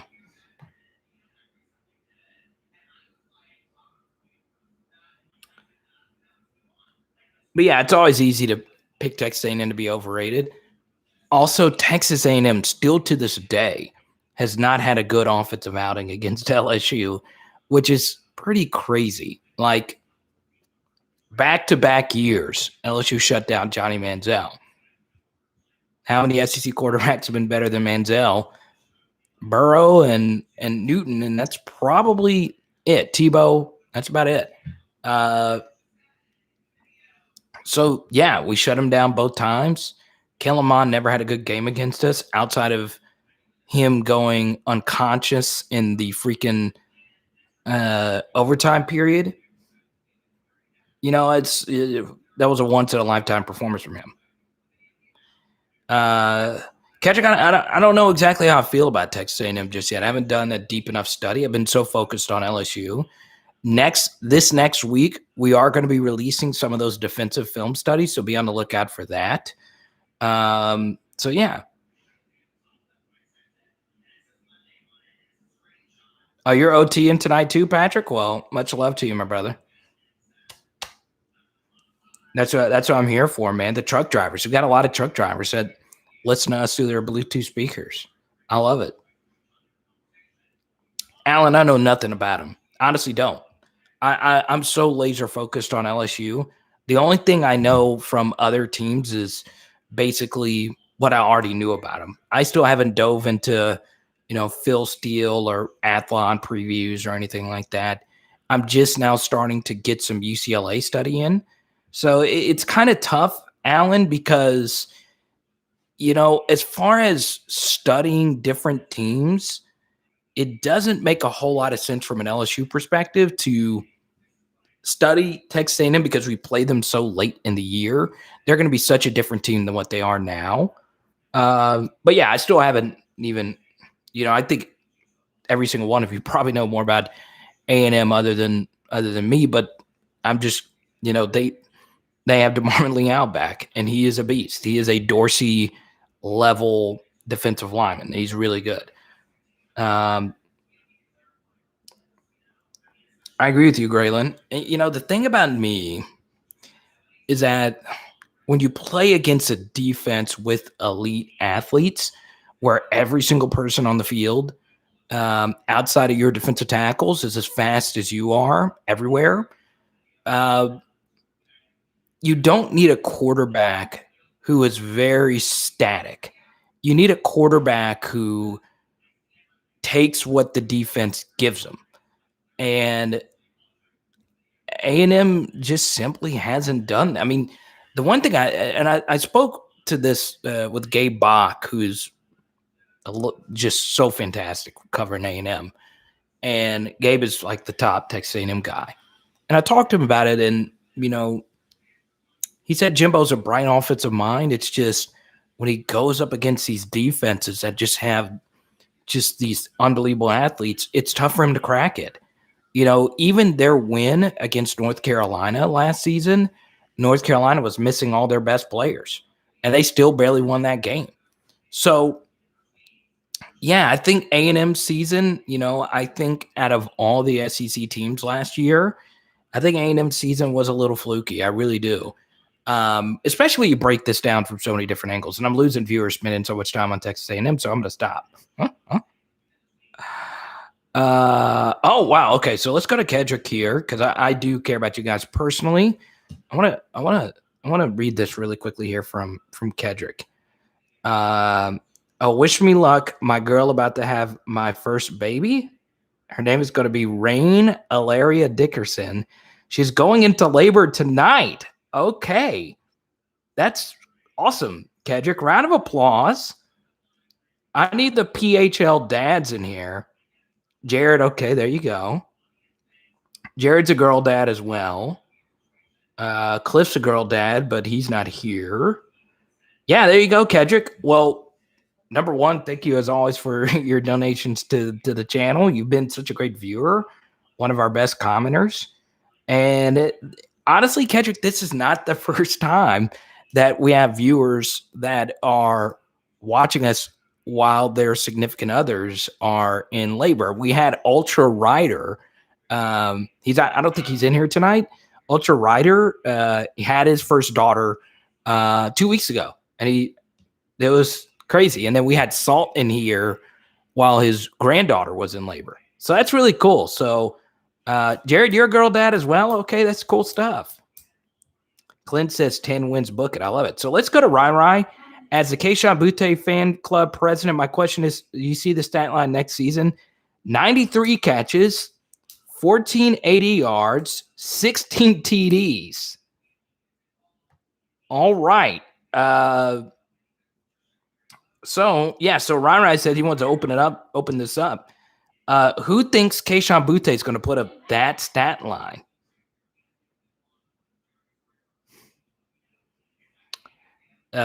Really though, huge congrats, Kedrick. You've been sitting here for so long, and then you just dropped like that very important news, man. That's cool. Let's see. 93 catches, 1480, 16 TDs. He would win the Biletnikoff with that. So let's break this down. So Jamar's numbers in 2019 was 84 catches for 1280 or 1380 and 20 TDs. And that was in 14 games. He didn't play a game. And that was including the drop he had against Clemson. So that's 10 more catches than Jamar. Here's my stance on it, Rai. It's very possible. Got to keep in mind, Keishawn doesn't have the same supporting cast as Jamar did. Jamar had 2 world-class wide receivers next to him. I like Jeray Jenkins a lot. I like this freshman class a lot. John J. Kirkland's a great story, but we would be very unfair to them if we didn't say that Jamar was surrounded by better receivers. So just by pure target share, that very well could be the case. Also, if Max is a QB, you would feel better about that stat line considering him and Kayshawn had the games that they had together. Kayshawn going off against Florida, and then Kayshawn, having the greatest statistical game a wide receiver's ever had. Obviously not the best game ever. That would be Jamar against Clemson, but it was still a legendary performance. So yeah, I'd like to see it. I still haven't done stat projections yet. 93 catches. That is a lot. It's possible, though. I'll tell you this. It's not cartoonish, per se. Let's do something really quickly. All right. The calculator out here. So 1480 divided by 93, 15.9 yards per catch. That seems about right. Okay, 93 divided by, let's say we play 13 games this year, 7 catches a game. Yeah, that's definitely in his. No. It's definitely in his realm, especially if he gets like heavy target share. Absolutely, yeah. That's very, very well in his realm. And look, He could be better than Jamar. He really can. I mean, he's talented enough. So yeah, for sure, he's definitely in that mix. I love how Eric checks in and then he just checks out. I love it.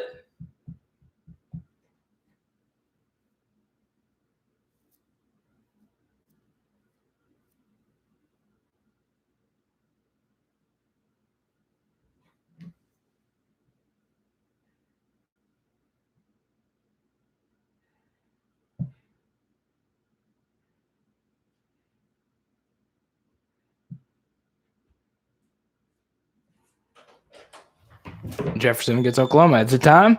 She wouldn't put it on? Oh no. What? There was a thing? There was a thing. What happened? She crawled out of it as soon as I had it on her. Well, put it on her. Okay. No. She don't want it on. All right, who's ready? You want to go put it on her? Yeah, I want to. Well, go see if she can. Go see if she can put it on. Come on, Mom. She can put it on for 2 seconds. I'll take it off for a second. She's angry. Huh? Yeah, Jets had 116 or something like that. It was ridiculous.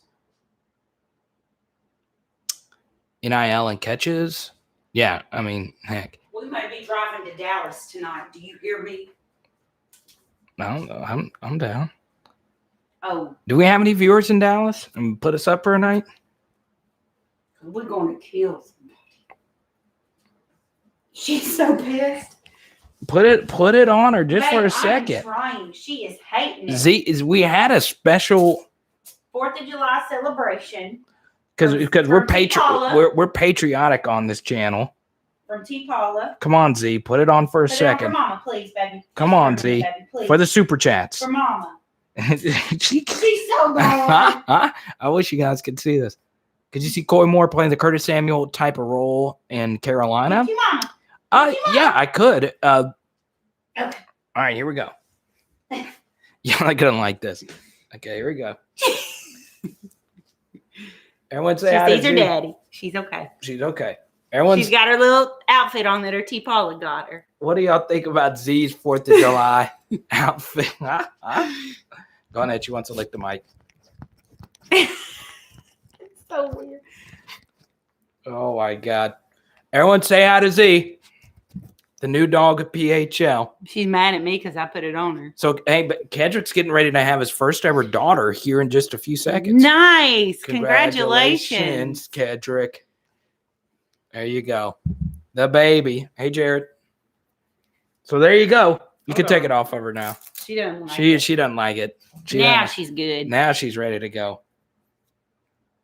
Everybody supporting the Z Fund tonight. We appreciate you guys. I mean, come on. Who can beat such wholesome entertainment? Sorry, I just took a shower. Bruce, where are you from in Alabama? We have so many viewers in Alabama. Hey, Jared's in Big Al. Jared's in Alabama. Big Al's in Alabama. Where are you in Alabama? I think He did. we have as many PHL viewers. Cody actually donated to the Z Fund. He said Aw. earlier today in his super chat that the super chat was for Z. Look at that face. Look at her. She's just enjoying. Y'all, she has gotten acclimated so well. She enjoys being on camera. Booger hated the camera. But she From warmed a up. puppy, Bernie hated the camera. She warmed up as we moved along. But yeah, let's go. What's up, Kenneth? But yeah. Let's see here. Yeah, Coy Moore playing the Curtis Samuel role. You know what, Brody? I really do think Coy Moore should get some snaps at running back. I really do, especially in the 2-minute. The Z Fund, Patrick, it's just all money goes towards the dog. So we're obviously, as many of you know, as new dog owners, we got a lot of shots. She was. Got a lot of she appointments. did smile at you. Yeah, Bug was the best. Look at how she's just sitting on my arm, you guys. Like she just. But no, the Z Fund, all the are you back at the Big Easy? That's cool, Alan. So the Z, like all our super chats are going towards the dog, obviously. The Z switch. Oh, Cody- y'all are so sweet. Cody. Say go, mama, go. Go, mama, go. So there we go. Cody's a big Let's see if Z. she sits on your shoulder. I got her butt. Oh my god. Move your mic. Move your mic over. Look at her. Look at that. You love your daddy, don't you? Patrick's she does. She Patrick's loves been him. putting in that overtime.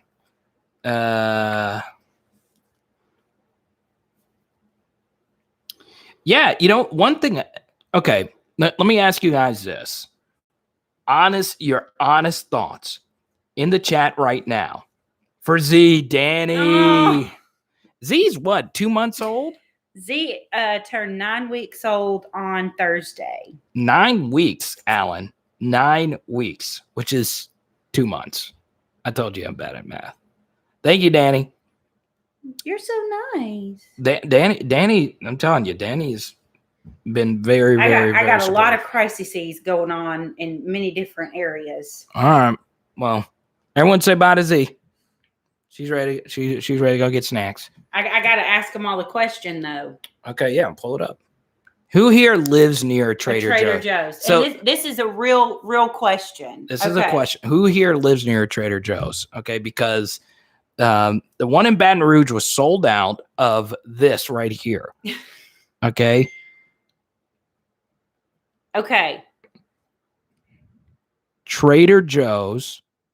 We don't. We're 2.5 hours away from. We don't live near a Trader Joe's. So we need someone. The Baton Rouge Trader Joe's is sold out of this. Okay. If anyone could find this, screenshot this, you will get a reward if you could find We this. will Venmo you, We'll pay d- to ship it. If you guys can find this at the next time you go to a Trader Joe's. Can So- they contact you? Yes, absolutely. How do they contact you? They just comment. They can hit me up. How? They have my email. They'll hit me up if they find it. I'll show them one more time. Okay. I am desperate. These are, Oh, the baby. Go back. That's a piddle pad video. okay. Next time you go, right here. Alan, thank you so much. Anybody that lives, I am desperate. Okay. The one in Baton Rouge was sold out, Sold out. but even if you His go to mom the was down there even and if you she go to looked. the one in Baton Rouge, go look. It's not a food. It's not a food. It's a lotion. It's a lotion. Yeah. I am desperate. I Dan- am desperate. Danny, you're a dog guy. I love it. We're dog lovers here in PHL. Oh, here we go. We're teething real bad. Patrick. Oh my God. Patrick donated to the Z Fund. She's a sweet baby. Patrick, thank you for that nice donation, man. I know that overtime. I'm telling you, man. I couldn't do any Let me get her up. job like Patrick, what do you do exactly? I am Let curious. me come on this angle. Yeah, I hey, am ashy. that's why she needs a lotion. So everyone's. We're going to bring Z back a little bit later. Everyone say bye to Z.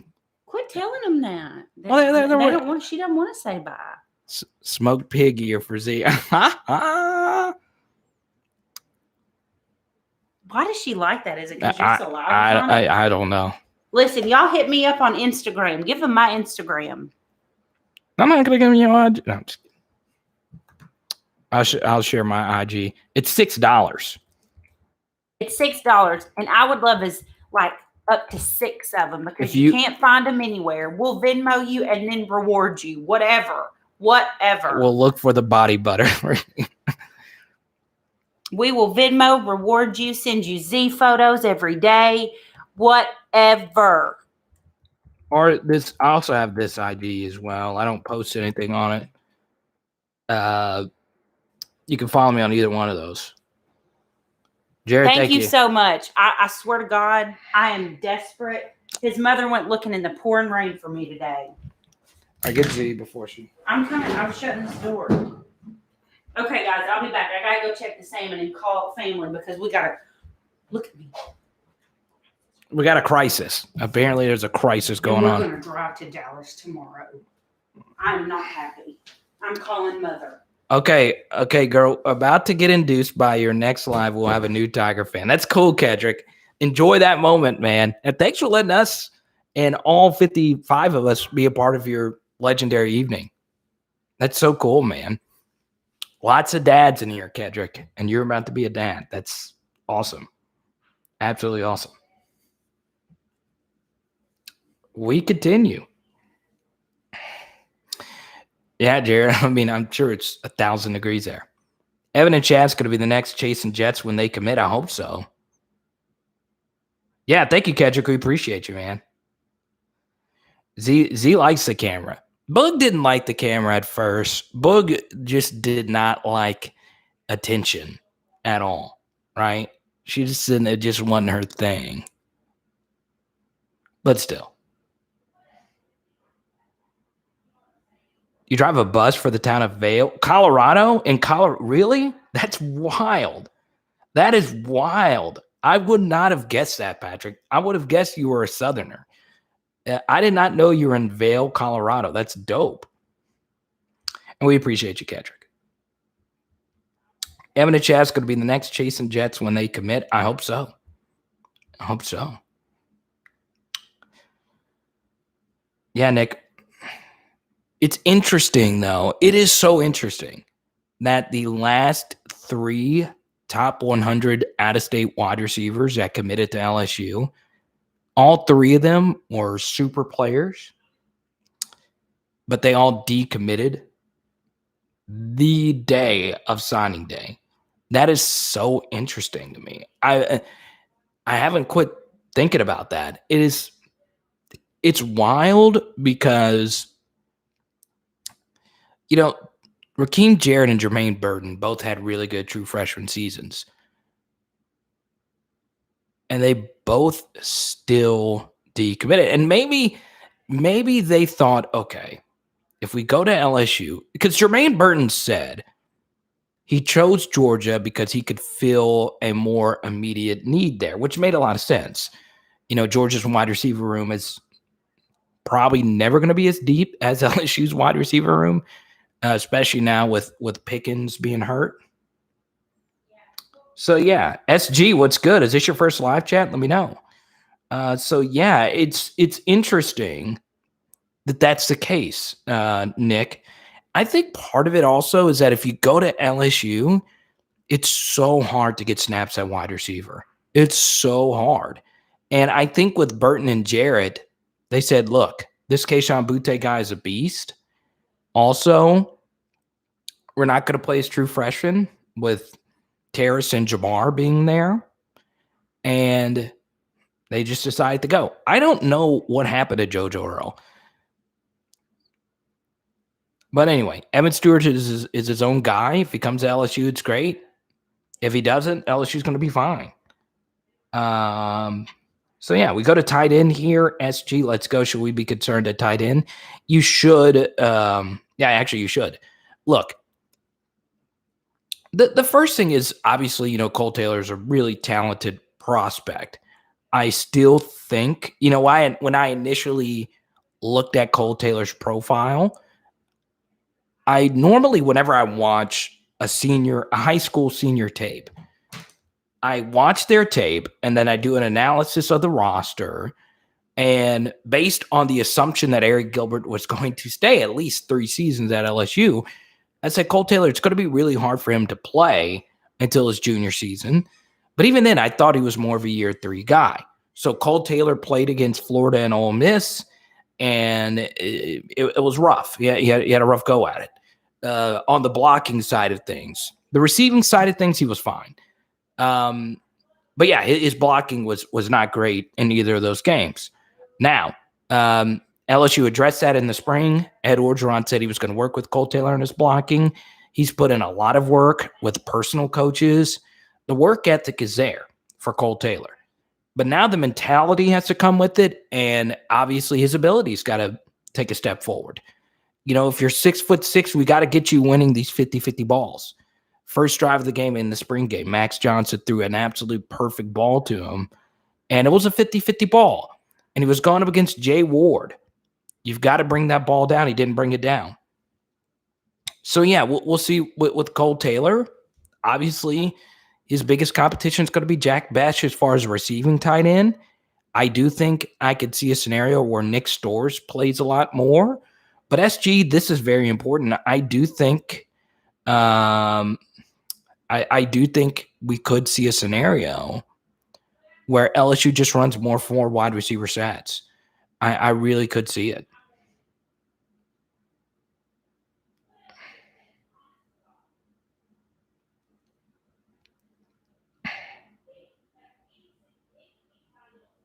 Big Al with the dad joke. This is a good one.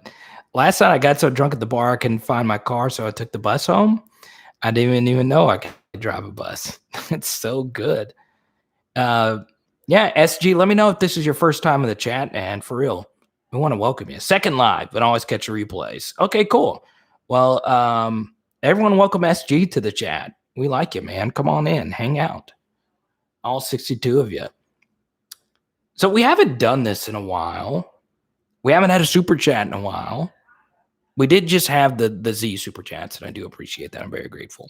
So, I'm going to get a little sip of water. I would like to know what you guys are having for dinner tonight.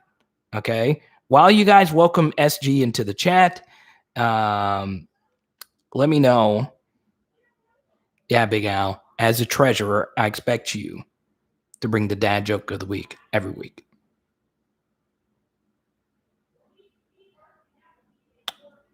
So, yeah.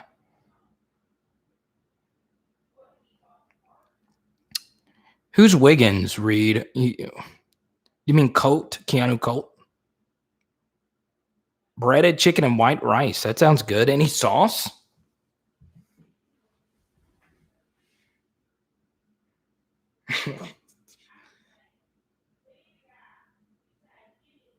Goodness gracious, Jared. You are in the desert. Wow. What are we having tonight?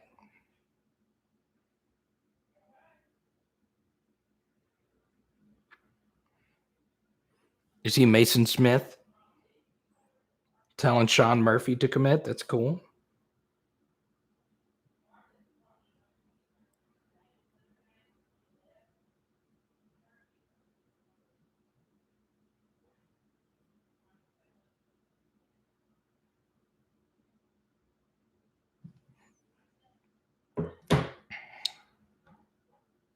Dang, I guess people don't want to share what they're having for dinner. All right. I guess that was a flop. Oh, yeah, I meant to do this as well. Who's ready for some defensive film studies this week? Who's ready to look into the mind of Durante? Fish and shrimp. I like that, SG. Chicken asala and cauliflower Philippines dish. I like that.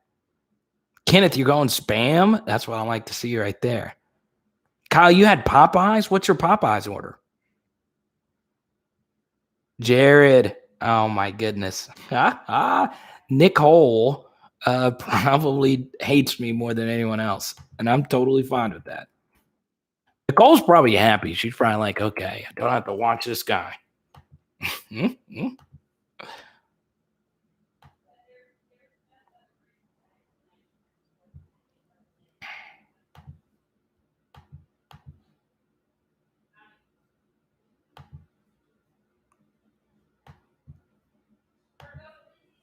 Let's see.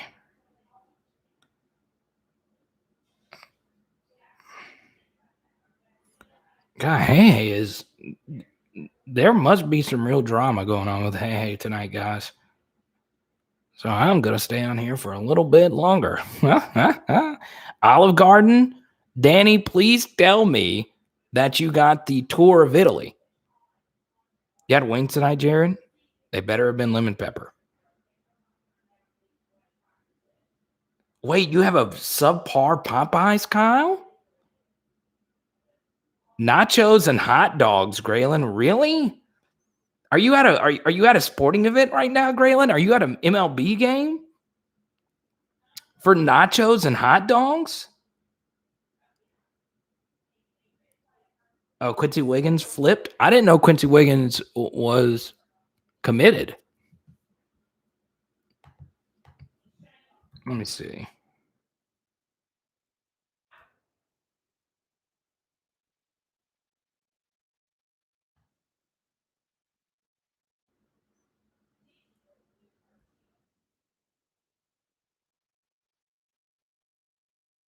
Is he leaning Alabama?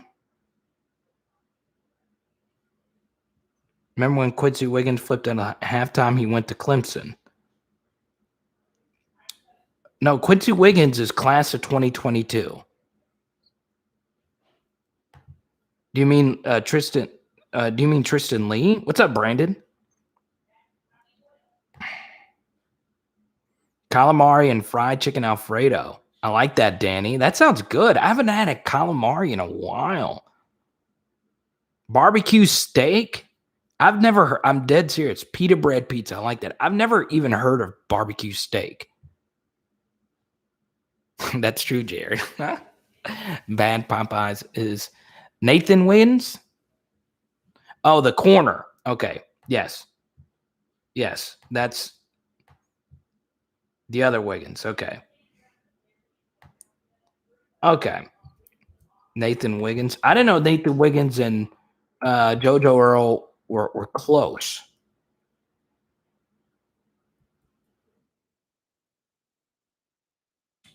Nate Wiggins, his nickname was Nasty Nate.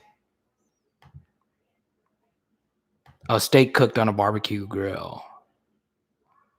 Yeah, Nathaniel Wiggins. Smoked salmon and grits? Yeah, Wilson, Tristan Lee. Don't get me started on the Tristan Lee saga. So I'm going to give you guys a real honest look into my heart right now. I hate recruiting. Okay. I cover it because it is so important. All right. And I love certain aspects of it. I really do. Okay. I love the film study. I love all this. Okay. The one thing I don't like, though, is,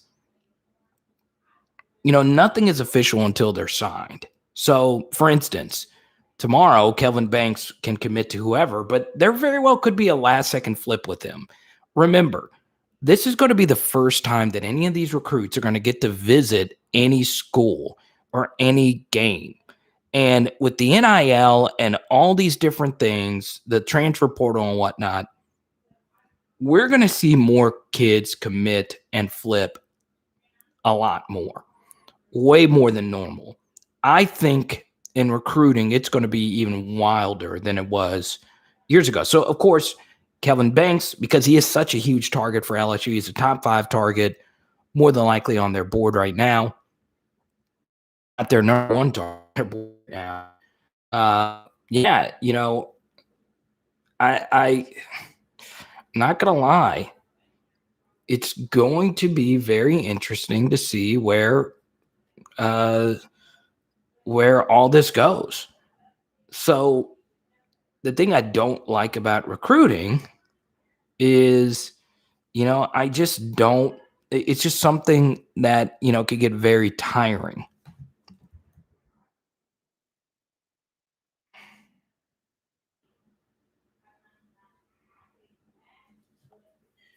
Is Giannis even playing tonight? You made me want to go check this box score real quick.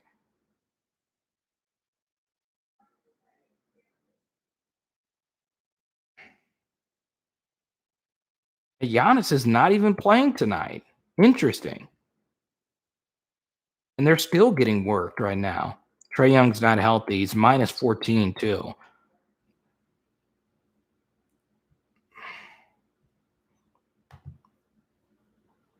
No Giannis tonight.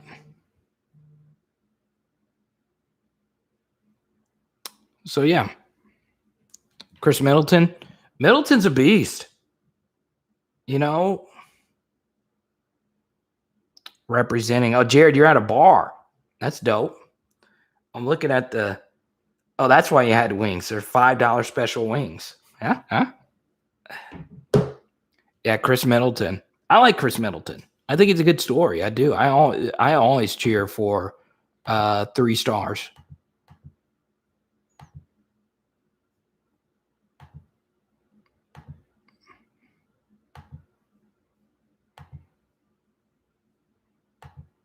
But yeah, the thing that gets in recruiting is like the top 10, top 5. I'm happy for kids. I'm happy for whenever they go, wherever they want to go. It's just, it could just get really exhausting really quickly. Let's see here. So I'm actually excited tomorrow. I want your thoughts on this, guys. Rohan said he was super excited about the new coaches. I am too. Rohan, GOAT, knows way more about football than I do. I like to hear him say that. That's good. Besides the new hires, what will make 2021 a ton better than 2020? Good question, Graylin. So the first thing is you got a lot of coaches out of there that weren't good additions to the staff. Obviously, it just didn't make sense that the key to the 2019 team was, as far as coaching is concerned, was Joe Brady and Dave Aranda. And those are 2 younger, innovative coaches, and you replace them with 2 coaches that have been around for quite some time, Scott Linehan and Bo Pelini. Just didn't really fit in. So, getting Bo out of there is going to help out a lot. Something else that'll make 2021 better is just, Durante Jones is an open-minded guy. I think, and I know this is going to sound crazy, but I think coming into a defensive coordinatorship is going to be a lot better now without having any experience. I honestly think with the offenses being as good as they are now, especially in the SEC, and the offensive coaches being so great, you need someone who's never done it before. And I know that sounds strange, but I think all defensive coordinators would do themselves some good if they scrap basically everything that they know and come at this tabula rasa with a clean slate. So that's going to be very key, Graylin. Just more open-mindedness when it comes to coaches. So yeah, I think that's going to be, really key. Also, healthy Derek Stingley is going to help. Locked in Derek Stingley is going to help. And hopefully more continuity on the offensive line. But now with the Dare Rosenthal news, you can make a case that this offensive line could potentially struggle more. But I feel better about it now that it's not James Craig coaching it. And Brad Davis, we'll see how he does. This is his first, this isn't his first big job. He's been an offensive line coach in the SEC, but he is now one of the highest paid assistants in the history of the SEC, especially as an offensive line coach. So we'll see. We'll see. So Graylin, I think just the new coaches are going to be good overall. I also think 2021 will be better because LSU doesn't have to play an SEC team every week. And I know everybody had to play an SEC team every week, but one thing about LSU is that they're better. It's such a drastic change from having some cupcakes to kind of ease into the season. I think those games will help out. And obviously UCLA is not a cupcake, so we'll see. We'll see what happens. Yeah, replace them with dinosaurs. What's up, Cody? You're just sliding in here quiet. What's up, Cody? Will it negatively affect CF, in your opinion? Wilson, let me know what CF is. Do you think our depth is good at linebacker? I think it's really good. It's just the bigger question, SG, is going to be, who are your starters going to be? Who do you want to start next season? So that's going to be the bigger question.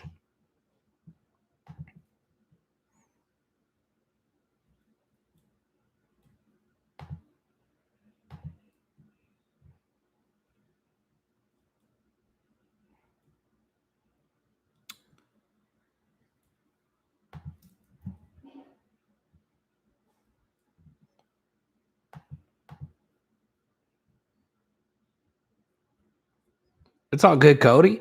You're a lot like my guy, Patrick Tomlinson, man. Working, going to class, hard hours. I understand, man. Okay, college football. Okay, let's see. Let me read your comment. Will it negatively affect college football, in your opinion? Oh, okay. The NIL in college football. I think it'll be fine. I think and Graylin, let me know if I answered your question okay, as far as what will make 2021 better than 2020. I think the coaches will. And, it is kind of scary because we do need some guys to really step up. I think, speaking of Kedrick was in here earlier, his significant other's about to have his first ever kid. Titus Price just had his first kid. And thank you, Cody. A very generous super chat, man. Making up for lost time. Thank you so much. So, Cody, you get to pick the next topic. Can anyone tell me of the players that are doing the summer of 10,000 catches? Big Al, we know Kayshawn's doing it. We know for sure Coy Moore's doing it. I would guess Trey Palmer and Jure would be doing it as well, as long as John Trey. But the big two, Coy and Kayshawn doing it is absolutely key. So, Cody, let me know what you want to talk about. Obviously, you are the super chatter. The floor is yours, Cody. Let's see. I'm looking at some wide receiver stats right now. Let's see. Happy Independence Day Eve, Joshua. I like that, man. What's up, Josh? Good to hear from you. I'm just riding shotgun. I love it. Graylin, thank you for your super chat, Dan. Yeah, we'll continue, Graylin, with your super chat because Cody's just riding shotgun. Something else I think will make this season better, Graylin, is the quarterbacks. Look, last season, you had to go up against Kyle Trask. You had to go up against number 10 for Alabama. I don't know why his name is slipping my mind. Not AJ McCarron, Mac Jones. So, yeah, that's going to help out a lot. Also, Elijah Drinkowitz isn't on the schedule. He tore us up last season. So, yeah, I also, and Graylin, I hope you tune in this week, and I hope all you guys tune in this week. This could get a little boring this week, but we are going to look at the defense. We are going to do deep dives in defensive film studies. So, yeah, I think that's going to be really key. Can we get better defensively? So we'll see. We'll see what happens. So, little dude, what's good? I feel good about LSU. I do. I don't think. Are they a playoff team this season? Here's the most important question. And little dude, welcome to the chat. I don't know if this is your first time, little dude. Good to have you though. I think the most important thing is, does LSU have enough talent to go to the college football playoff? And they do. They simply do. They have enough talent. They have enough raw talent to get there. Now, will they get there? I don't know. But as Alan points out, injuries on the offensive line happen all the time. And, there's no other way around it. Dare Rosenthal let down an entire locker room with this decision. Or with whatever happened. We don't know. He just did. I mean, and I like Dare. I like every single player that puts on the purple and gold. I like all of them. Okay. But you guys come here for honest, objective analysis. Now, we could talk about why or it happened. And, that's the most important thing is and this is why I don't want to talk too much about why something happened, is because we've yet to hear from Dare Rosenthal. This is where, and this is something that just bothers me personally, is when you hear all the time violation of team rules. If you don't know what team rules players are violating, how can we improve on that? Thank you, SG, for a nice little super chat here. If no improvement from the running game this year, is Kev Falk on the hot seat? That's a good question. So, no, I don't think so. Look, this is an LSU legend in year 2. He proved himself as a recruiter, bringing in 2 really good out-of-state running backs. So that's obviously key, and he would have to legit swing and miss on a lot of running backs in this cycle for 2023 for none of them to land. Yes, Le'Veon Moss went to Alabama. There's still Damari Alston out of Atlanta that's out there. There's still Trevante Citizen. There's still plenty of good backs that are out there. Kendrick Long could be a back. So Kev Falk is recruiting pretty well right now, SG. I would like to see John Emery and TDP finally figure it out, but so much of this is going to come down to the running game and how the plays are called and what exactly do we want out of our running backs. And what's very interesting, SG, is that Kev Falk was one of the first third down backs that you can really remember. I mean, in the NFL, he was a pure third down back, a pure pass catching back out of the backfield. And New England was one of the first teams to really embrace that just a little bit earlier than a lot of current NFL teams. Now the NFL, it's as important for your running back to catch out of the backfield as it is for them to run, outside of course, Derrick Henry and a few others. So yeah, LSU's got to improve in that aspect. Also, SG, this is where we don't know, and we do need more specificity. Some of this comes down to the media that covers LSU. One question that I would like to be asked to Ed Orgeron, and this is a very simple question. Who actually on the team makes decisions as far as rotation is concerned? So what I mean by that is, does Kev Falk choose who comes in and out of the game at running back, or is it the offensive coordinator? Who chooses who comes in and out at wide receiver? Who chooses who comes in and out at basically every position? Did Bo Pelini or Corey Raymond decide to leave Cordell Flott in the game? Was it James Craig or Ed Orgeron or whoever that decided to keep some of the offensive linemen in there last season? So rotation, it would be nice to have some specificity as to who actually makes those calls. So yeah. Cody, good question in your super chat. Has Dare signed anywhere yet, or is he still in the portal? No, Graylin, I saw this earlier. Scarborough, who is a great LSU reporter, said it looks as if it's going to be Kentucky. So best of luck to Dare wherever he goes. It just doesn't make sense.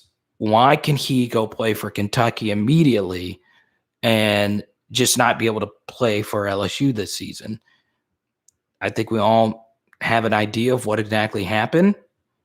It's still wild that LSU did a photo shoot that week, and the video was released Friday the 25th. And then on the 26th, he goes to LSU and tells him, I'm in the portal.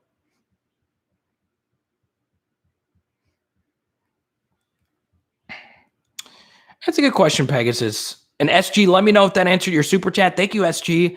I always say this to first-time super chatters.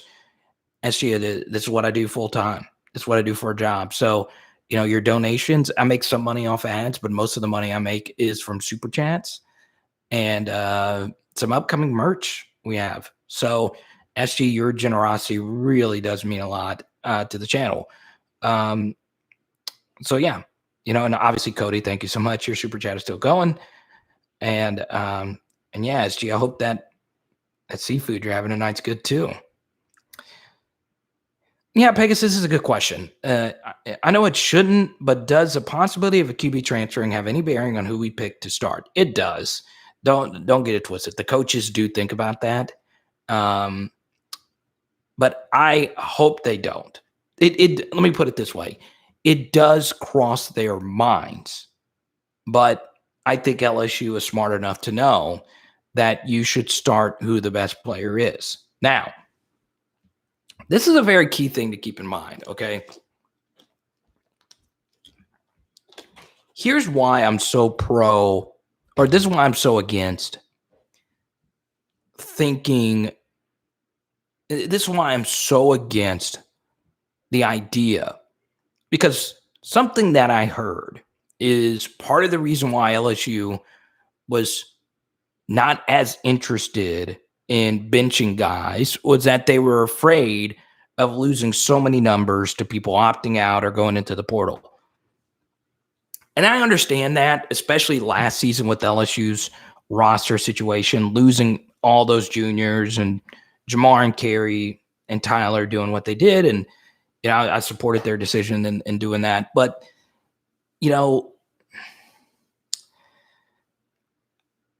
I think college football games are so scarce. When you really think about it, college football games are by far the most unique games we have in American sports.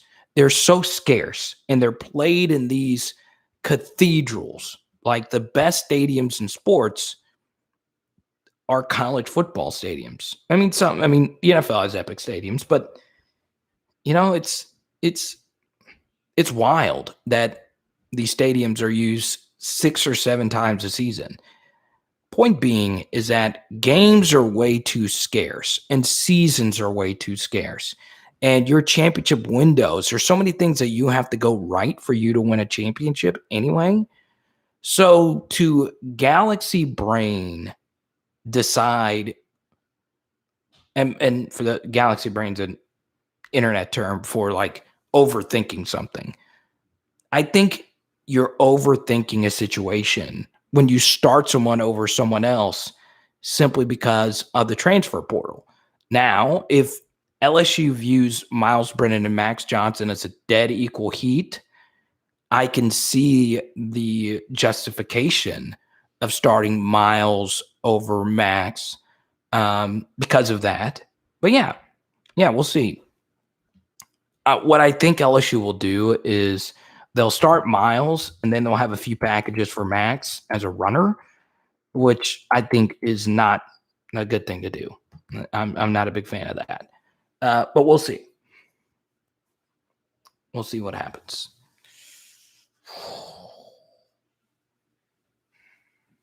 Cody, thank you for your generous super chat, man. It was very much needed. Thank you. Baylor, yeah, come on. Baylor's got mostly LSU coaches over there. More than half of their staff are LSU coaches. So the head coach, Aranda, defensive line coach, Meatball. The offensive line coach is Mateos. He's a former LSU guy. The offensive coordinator is Grimes. Of course, he's a former LSU guy. Jason, good question. So having Max and MYLES could be like Flynn and Perilou.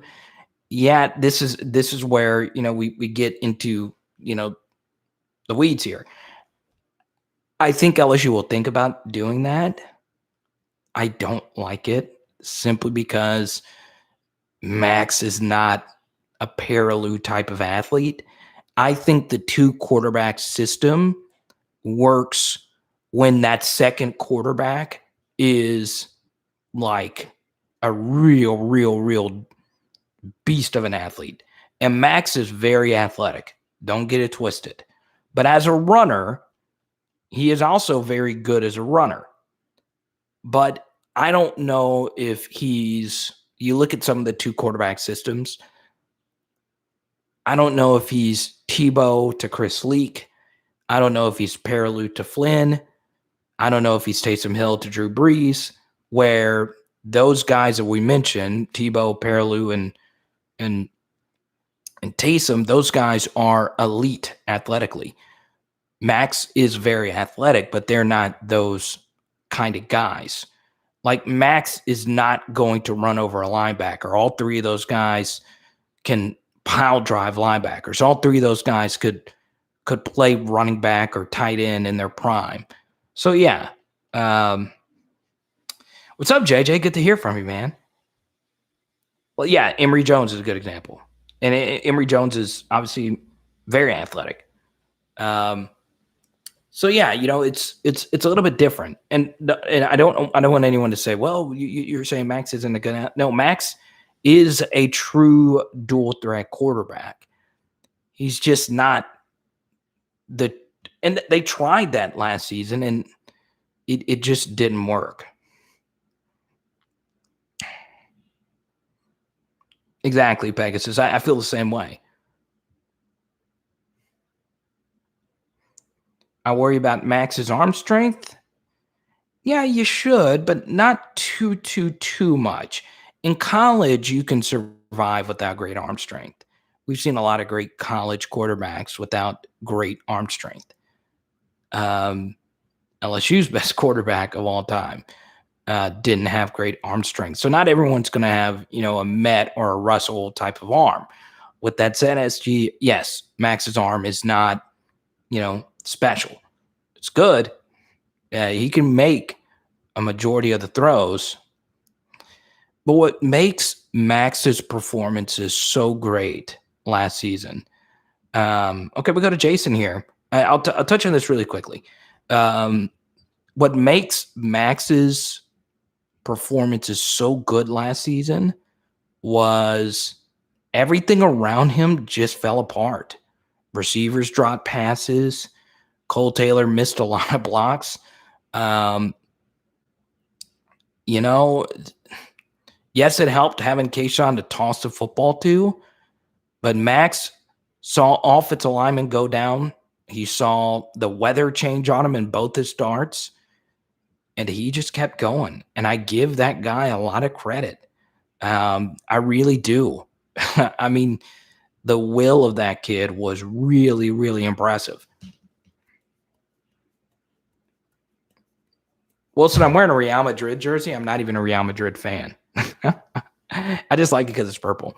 Okay, so what are your thoughts on safety depth that Todd Harris doesn't work out? Great question, Jason. Because it's not only that, it's what if Todd Harris goes down, knowing his injury history, right? You look at the last couple of seasons, LSU doesn't stick with the same safeties for the entire game, and they can't. When you play at a faster pace, you're going to play especially when you're playing more passing-oriented offenses, you can't do, you can't just play 2 safeties the entire game. So the first thing is obviously, Todd Harris has a lot to prove this season. He started last season really poorly. Part of that was because of the injury. He was coming back from injury. So, yeah, you do have to worry about the safety position. Now, it does help you have Durante Jones. And I think one thing that would help LSU out a bunch is Durante Jones gets on a Zoom call with Harrison Smith in the safeties room just to give him a pep talk and go over a few things. I think Todd Harris athletically was arguably the most athletic of the 3 LSU safeties that played a lot last season. But it's not saying a whole lot with Mo Hampton and Jacoby Stevens. What happened to LSU's safeties last season was a few things. So they had, and Jason, I'm happy you're asking this because we're actually doing a lot of defensive film study this week, a lot.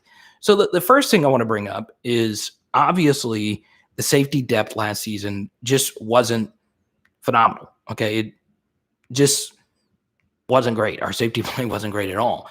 I do think something to keep in mind regarding this safety room is that they are going to get more athletic. Okay. That's going to be key. And I think the second thing will be how quickly will Sage Ryan and Derek Davis Jr. be ready to play? And can LSU count on Xavier Fountain, Cam Lewis, and most notably Jordan Tolles? Someone earlier asked, hey, could Jordan Tolles bulk up and play some linebacker next season? We'll see. I don't know. He played a lot of safety in the spring game. So I think your safety rotation to start the season, obviously it's going to be Jay Ward and Todd Harris as your starters. And then after that, you'll see Jordan Tolles. I think he'll be your number 3 guy there. And then after that, it goes Derek Davis Jr., Sage Ryan, and Matthew Langlois. I don't know if LSU feels comfortable with Cam Lewis. Cam Lewis played a lot against Alabama in 2019, played some snaps against Clemson in 2019. We'll see. We'll see. I wouldn't be surprised if LSU, if all else falls apart, throw Dwight McGlothern at safety, see what happens. You could definitely see some issues there. Jared, we'll see you, man. Yeah, Jason, I'm a big Matthew Langlois fan. New Roads. I think he's more of a year 2 safety, but I could see him getting some year 1 snaps. I really can, especially if injuries start to pile up. I really do. And look, he's sub 100 meters. So he's one of the fastest guys on the team already. So we'll see. And once again, this goes to Allen's point as well.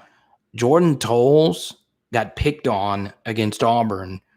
The 90-yard play action fake, and Anthony Schwartz just walked by him. So we'll see. We'll see. Jason, as far as Langlois getting some safety snaps, we'll see.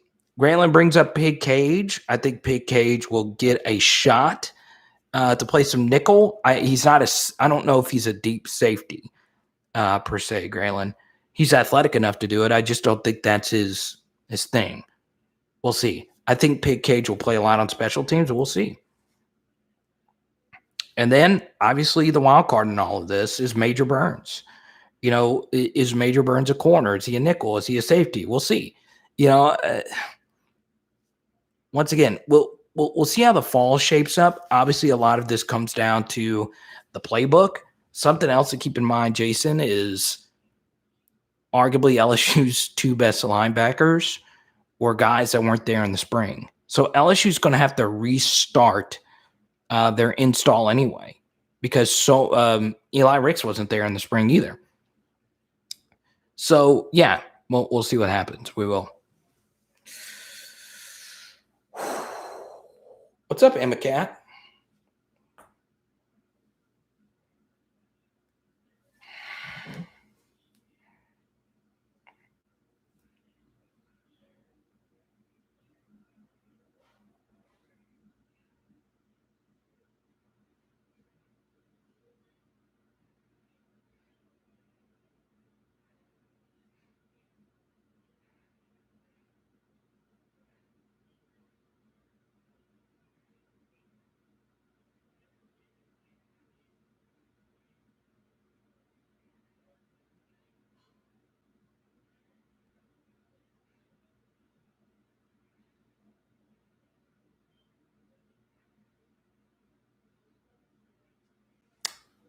Just hanging out. Cutting some meats.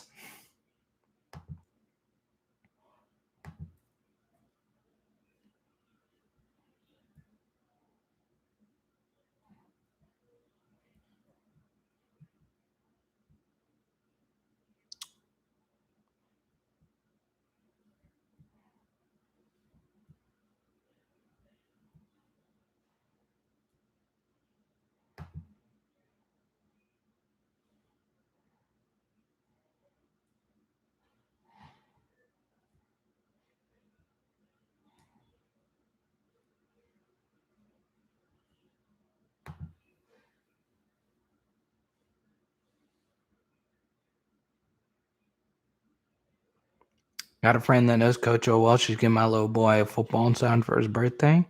That's cool, Jason. Let's go, Tony. Nice super chat. Do you think having Stingley and Ricks makes it easier to repair the defense as a whole? I do. I think, Stingley and Ricks can help out any LSU defense. But, this kind of goes along with Jason's super chat, Tony. LSU really has to fix this communication issue with the safeties, and then they also need to see if Major Burns can actually play. I think that's going to be really key. But yeah, having Stingley and Ricks out there is going to be very important. Obviously, the communication with Stingley and Flott is going to be really key. Those two ran into each other way too much last season. And we'll see how LSU fixes some of those issues. I do think one major thing has to change at LSU. And I saw this consistently when rewatching a lot of the games. LSU really, and I mean really, struggled with keeping guys in front of them. And part of the reason why LSU struggled with this is they committed way too many guys to the box. So when you switch from a 3-4 to a 4-3, you do lose some speed, ironically. Even though you have a thicker defensive line on the field, you do lose some speed. And one thing I think LSU did last season, and it's something that can kill you when you face these modern offenses. So back then, teams, they weren't as creative with their pre-snap motion. And something that's really hard to do is if you have so many guys committed to the line of scrimmage, it's a lot harder to react to pre-snap motion when you can't see it. Or it's harder to see. And Brandon Staley was talking about this recently in a podcast, I think with Pro Football Focus. And I think that's going to be really interesting when we watch this LSU defense go to work next season. Pre-snap motion. How do we defend it? It was something we struggled with. Also, something else, Tony, and this is different than Stingley and Ricks, is we got to get better in our run fits. We do.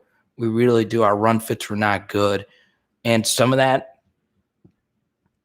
was due to some very inconsistent defensive tackle play. Neil Farrell and Glenn Logan just weren't ready to play in a 4-3. Your roles change from a 3-4 to a 4-3. And Logan in particular really fell off a cliff last season. So we'll see. I hope so, Jason. I do. Damon Clark into a pass rush role, I do. So, yeah, Tony, as far as your question specifically is concerned, yes, obviously the big thing is, can they stay healthy? Elias Ricks, the injuries, this offseason, the surgery, and, he fought through so many injuries last season. And Stingley was just not healthy last season. The weird hospitalization, and then the Arkansas game, and then the two final games. So if both of those guys are really healthy and our safeties keep everything in front of them, we should be fine. We should be fine. But the big thing was, last year defensively, we gave up so many explosive plays. And then on top of that, we allowed guys, just so much space and speed. It's kind of hard to explain here, but if you go back and watch LSU's defense, we gave up just so many easy, unabated runs. So in other words, running backs were able to go full speed, downhill, right through the gap that they were intended to go, or they'd make one cut back and still be able to go downhill without anyone even touching them. So we go to Tony. Thank you for another super chat here. So with all that being said, I really think we can't trust the offense. Do you think the defense will carry us? So this is a great question, Tony. Can the LSU defense carry the LSU offense? Well, the first thing is, can we trust the LSU offense? And the answer to that is yes. I mean, if you have Kayshon Boutte on the field, you're going to score. You're going to score some. He's really special. So that's going to help out.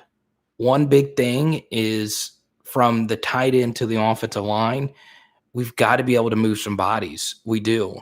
And if we don't, we're going to lose a lot.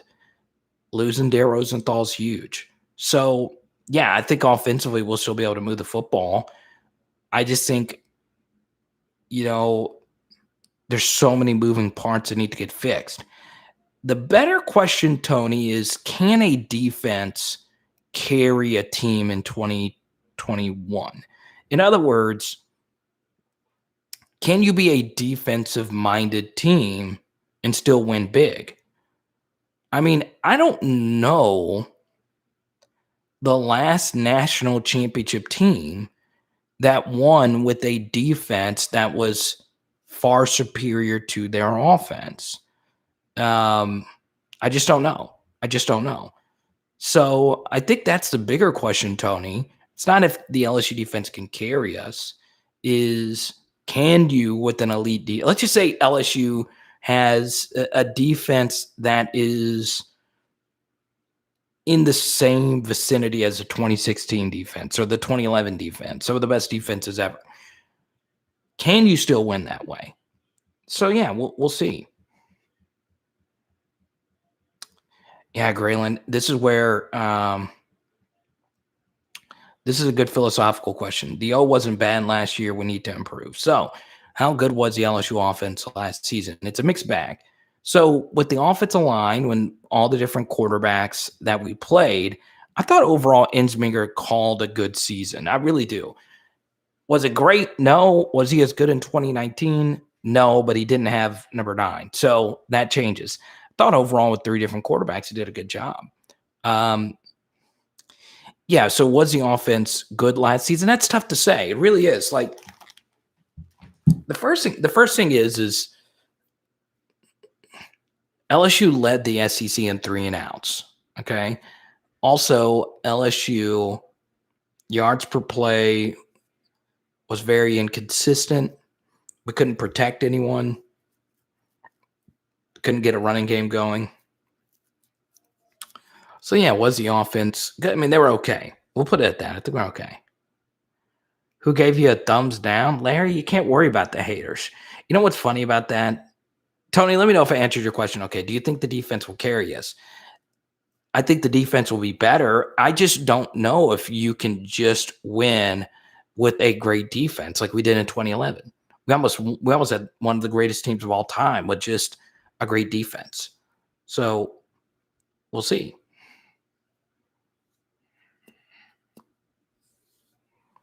Matt Corral's a turnover machine, especially on the road. When he was at home, he lit people up. On the road, it's a little different.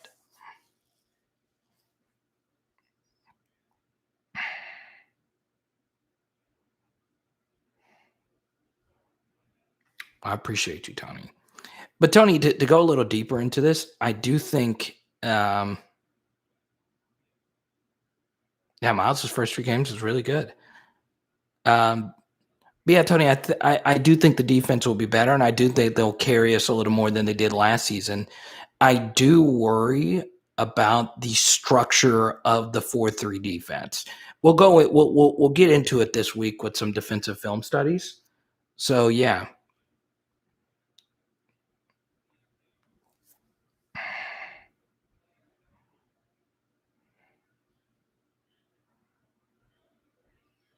It should be fun, man. Should be fun.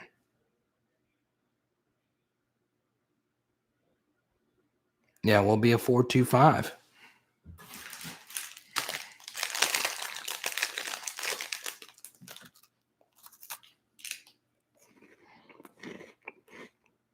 I know, Rara. It should be fun.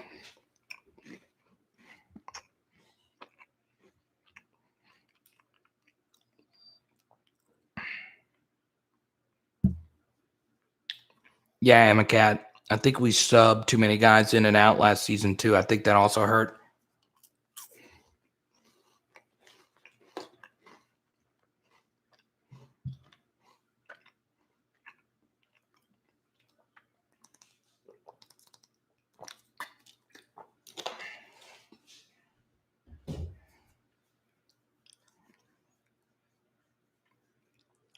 Good question, Tony. I'm loving these super chats, Tony. Keep them going. I'll be here all night. You guys will hang out all night if the Master Blaster. Tony is the Master. I need to get Tony a shirt that says Master Blaster.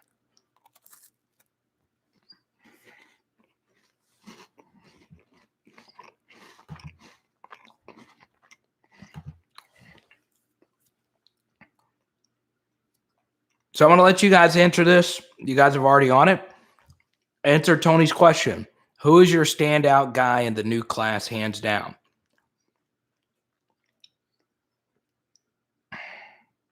That'd be a great retirement gift. That's cool, man.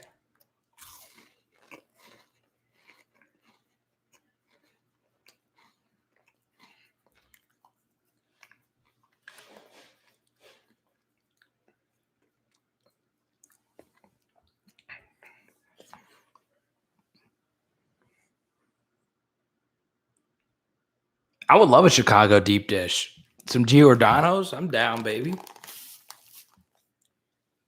Tony B, the MVP of the chat. He's got, I'm telling you. Cody says Sage. Okay, so let's talk about Sage Ryan. I know we talked about him just a minute ago, but as far as the nickel is concerned, yeah, so take Sage Ryan, for instance. Very good player. Really elite athlete. That's the first thing that pops up. Obviously, football genetics, his family, his ties to LSU.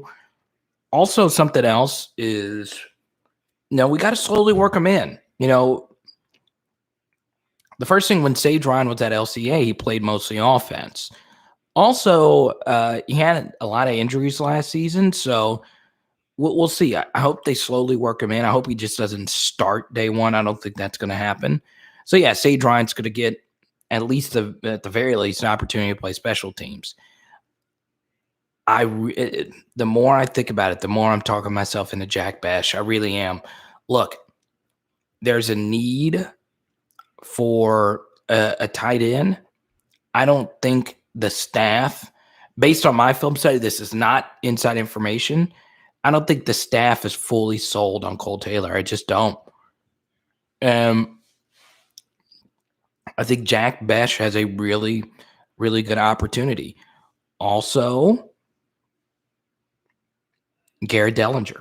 Look, Ed Orgeron gave you insight this week. He said Garrett Dellinger's going to have to be the sixth guy. That's what he told T-Bob and Jacob on 104.5. Once again, that is not set in stone. I'm not sure if he is the solidified sixth guy. We'll see. The purple brings out my gray. It does. Well, thank you, Danny. But yeah, Bug Strong is also a very interesting guy, even though he's not necessarily a high schooler. So yeah, Tony, if I were to rank him, I would go, Mason is for sure going to play, but he probably won't start. Same thing is true for Sage Ryan. I really do think Jack Bash. I really do. I really do. I agree with you, Alan. I would do that as well. I would. Yeah, Tony B definitely MVP of the chat. He came in late too, and I love it. I'll go all night. That's why I told Haley. Haley's like, hey, you can do this thing all night. And you know how much you guys know how much I love you. I love you so much that I got some good garlic parm salmon in there waiting for me. No, Tony, this doesn't have to be the last question. You could keep bringing them. Huh? I love it.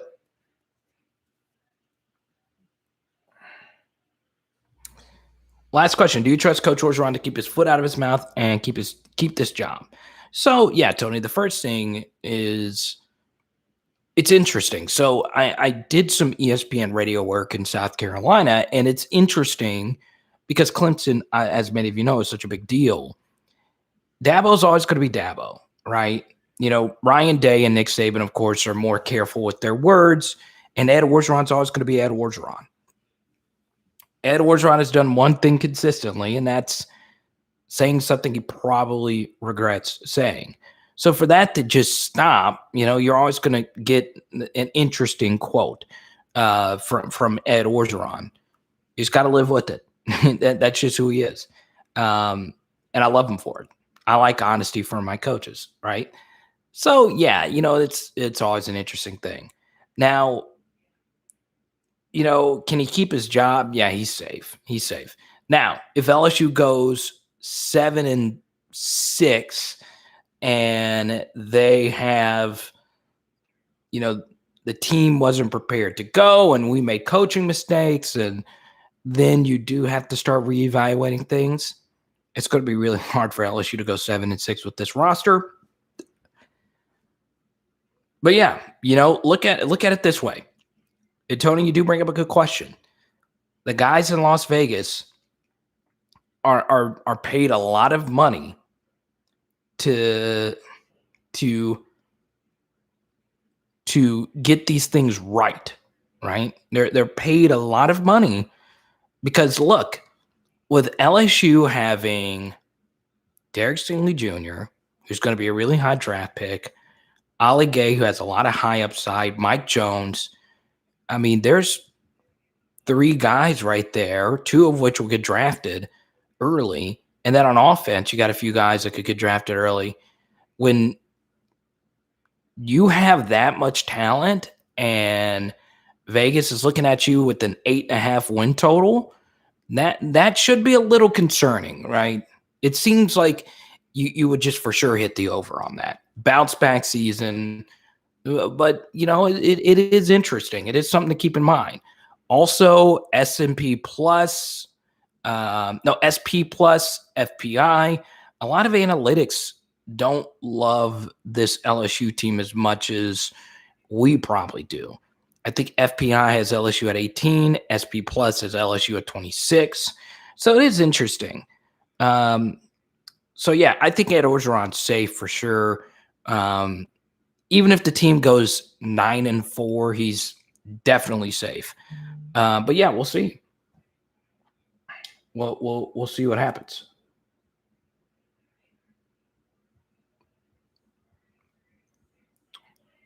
John J. Kirkland, wide receiver number 2. Tony, the Master Blaster. Let me know if that's good. But yeah, Mason Smith is obviously going to play a lot this first season. The bigger question, though, is how much can a defensive tackle have? How much can a DT impact the game now? Because the game has changed. So you go look at Pro Football Focus. They have an analytic called WAA, which is the amount of impact you can have on a game, right? So it's like a wins above replacement. And according to WAA, interior defensive linemen have the least amount of impact based on their aggregation of the top 32 players at every position in college football. Now, once again, Pro Football Focus is that number is heavily weighted on their own evaluations of players, but it is interesting that that is the case. So it used to be the opposite, where your defensive tackle was by far the most impactful player on your team because teams were so much more run-based. Teams ran the football between the tackles. So, yeah, your defensive tackles had a far larger impact. You look at our national championship teams, we had nothing short of exceptional defensive tackle, defensive ends that were really good at stopping the run. We were exceptional. Every single national championship team that we had. But now the game has changed so much, and I'm doing a national show tomorrow. And I want your opinion on this, guys. There's 62 of you. It's ironic. And for those that are diehard live streamers, you guys know this. We most of our viewers come in right at the 249 marker. It's crazy. Tony, I appreciate this comment. I really do. Here we go. Bonus question. Does Stingley live up to the expectations of the number 7 this year? Well, the first thing, Tony, is can Derek Stingley stay healthy? Last season, it was such a weird year. It wasn't just that he was hurt. He's just that he had a wide variety of injuries. So if he's fully locked in and can stay healthy, yes, of course. You can argue that he has a higher ceiling as a number 7 than most of the number 7s that came before him. So yeah, he definitely can live up to that expectation. We'll see. We'll see what happens. They're not in here tonight, but we have a few viewers who think the number 7 is cursed. I don't think that's the case. I think we overrate how much Grant Delpit struggled in 2019. I thought he played really well. Yeah, Jacoby Stevens had, a letdown last season. He was still decent. He just wasn't good. He was decent. So yeah, I think Stingley does live up to the hype. I do. If he's fully healthy and fully locked in, which I think he will be, there's a lot on the line. I do think he's a number 1 pick. I do think he's a first round pick. However, I don't think it's a lock. I do think some NFL teams want to see if he could stay healthy, play better against the better wide receivers. So, Sting had a little bit of a rough outing against Oklahoma, had obviously some really rough outings against Alabama. So we'll see how that happens. We'll see how he plays throughout this season. So we'll see. But yeah, I do think he'll live up to the hype. I really do.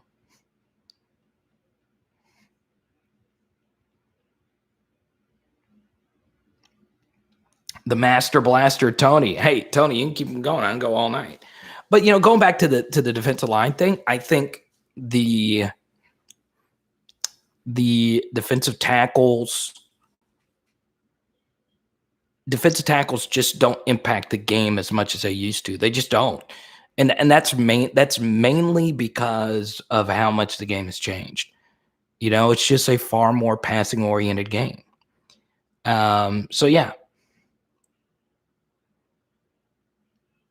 Who gets the number 18? That's a good question, Brody. I think the Damon Clark's back. Do they give a number 18 on offense? I don't know. If so, who would you give it to? I hope no one, simply because I don't want anyone to feel as if you have to play someone just because they wear a jersey number, right? Yeah, Jacoby Stevens wore it proud. Jared, you said you were going to bed. You better believe we're still going. The Master Blaster started dropping dimes, baby. Yeah, and I like Jacoby Stevens. He was just a horrible fit with what LSU needed out of their safety last season. Pegasus, good question. I think the starting defensive line will be I think it'll be Joseph Evans with Neil Farrell, and the defensive ends will be Anthony and Gay. And then after that, your rotation will probably be Jaquelin Roy, Logan, and Mason Smith. And then after that, it's Ojolari. This is where I stand on it. Esteban. I love it. What's up, Esteban?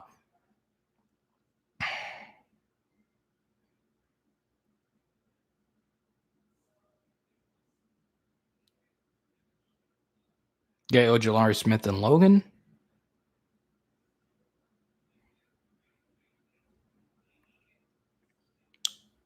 So, yeah.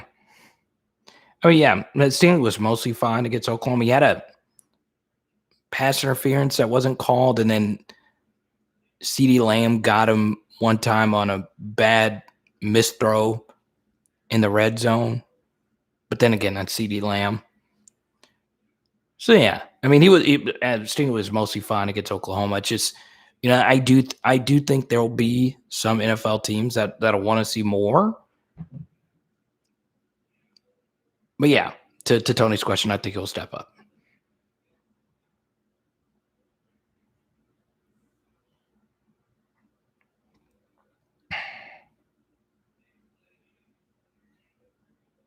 Neil Farrell did look good in the spring game.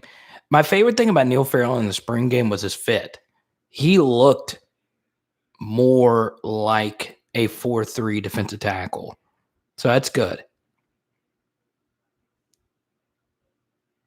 My new coworker started showing up at the hotel bar. I didn't want to be rude, so I had to dip. Well, this is where, Jared, you tell all your new coworkers to watch you on the phone, baby. Yeah. So yeah, Stingley was mostly fine against Oklahoma. It really was. He had, the pass interference that wasn't called. So what? And then one time CD got him, but he was mostly good in that game. Tony, you don't have to say last one. Keep them coming, Tony. Trust me. If everyone dropped a 10 or a 5 spot every time they asked a question, we'd be living in Vegas right now. Last one, I promise. What is your top 3 number 7s in order? Okay, so let's go. Let's see. I think the first 2 were the best 2, right? Peterson and Matthew.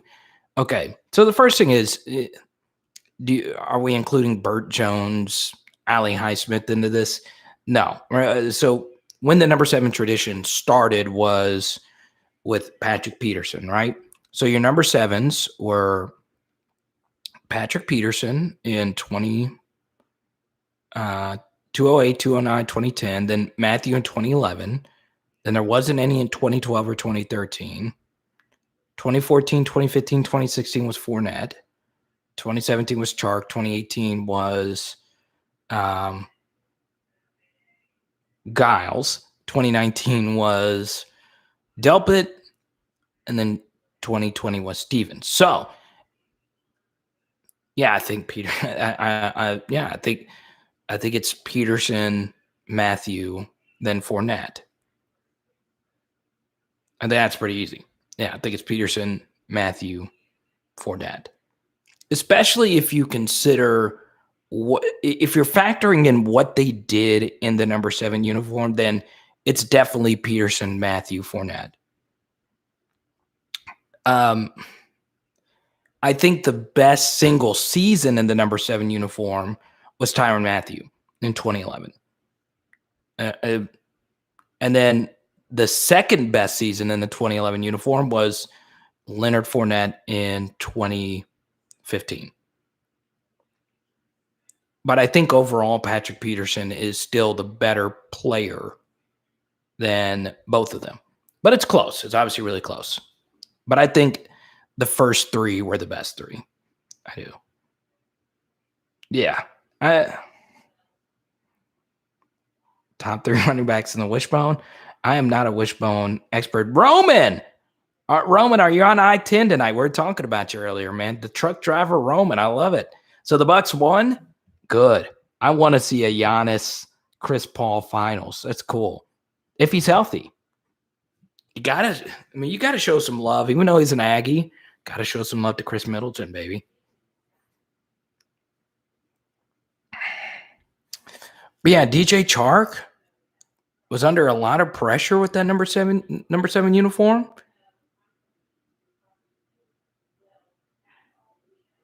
Lived up to the expectation. DJ Chark had a really good year in 2017 if you factor in the punt returns. So yeah, but still, it's Peterson who started the tradition as well. You have to factor that in. Then Matthew, then Fournette. But yeah, I think that's what I'll do.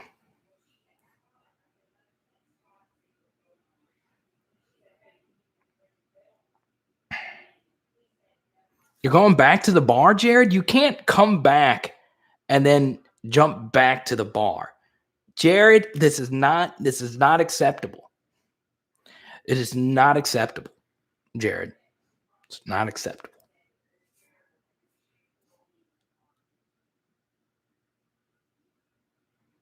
Tony, the master black. Tony, you can't sign off, baby. Keep those questions coming. It isn't just me, it's JJ. No, for real, Tony. Thank you for your generosity. And like we told SG earlier, thank you. Z appreciates it. The Master Blaster is out. Tony, enjoy your retirement, man. You did just say you were retiring.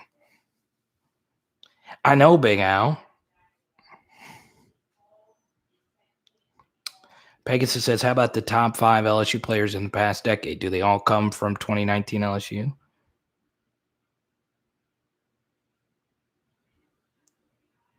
What did Graylin say? Church in the morning? Go on ahead, Danny. Are you retired already? The Master Blaster.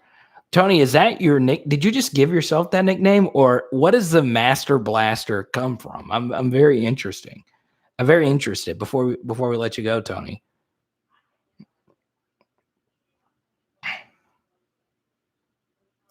The top 5 LSU players in the past decade, do they all come from 2019? I do think, Pegasus, it's important to separate 2019 from everything else.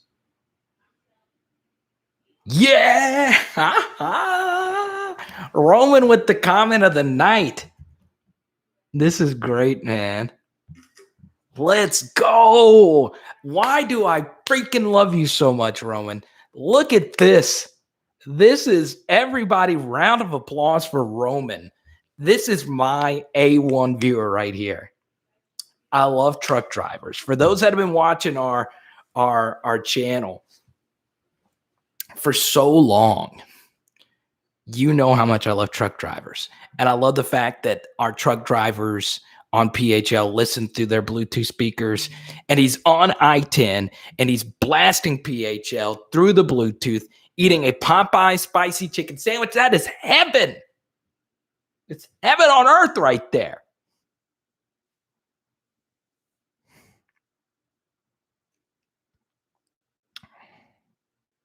That's cool.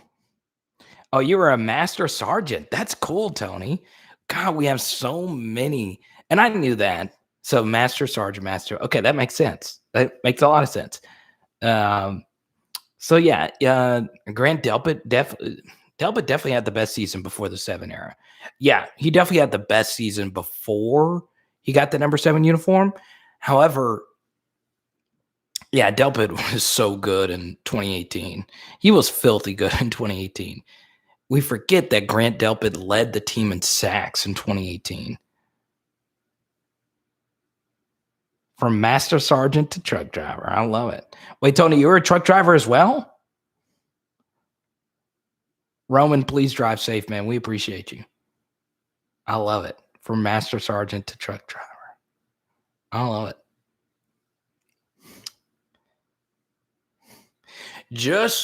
Oh, Tony, I did not know you were a retired truck. The Master Blaster, baby. Here's what I'm going to do for you, Tony. Because you are such a key viewer of PHL, I'm actually going to get you one of these. I got to write a note for this because I'm getting ready to order more bands. Tony, I'm actually going to get you one of these bands right here, and it's going to say Master Blaster on it. I want to work. I'm working with the company to make more bands. Who here would want more bands? Who here would buy bands? Bug number 7. How about it? He did D Watts. It's interesting. Eric Taylor DTDN. My question is, can he play offensive guard? Huh? I love it, man.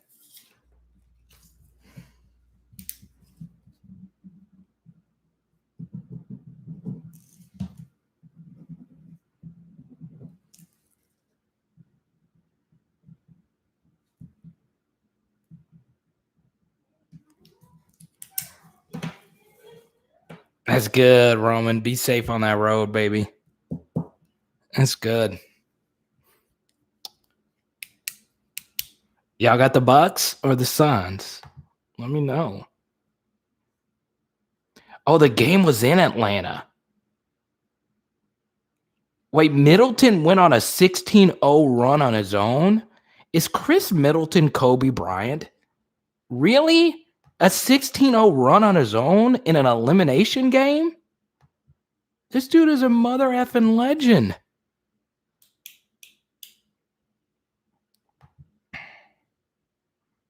$10-4, Roman. Stay safe on those roads.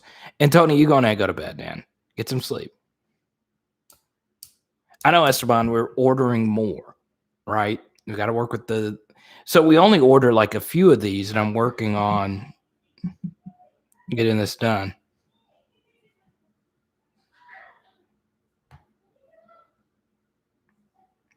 JJ, I want to go to our dinner, man. Me and Hey.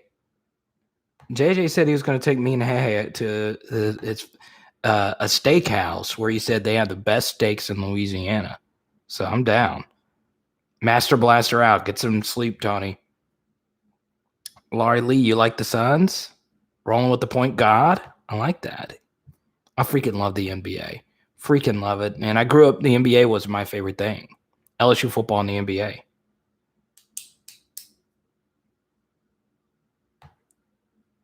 That is true, Reed. It is so hot and cold with Middleton. But to go on a 16-0 run on your own, that is wild. That is absolutely wild. I wasn't able to watch as we've been on for this long. We started when the game started. Oh, God. People are videoing. Marv Albert retired. 55 years for Marv Albert. 55 years. The Phoenix Suns are favored. Milwaukee Bucks plus 130. Phoenix Suns minus 150. Marv Albert for 55 years.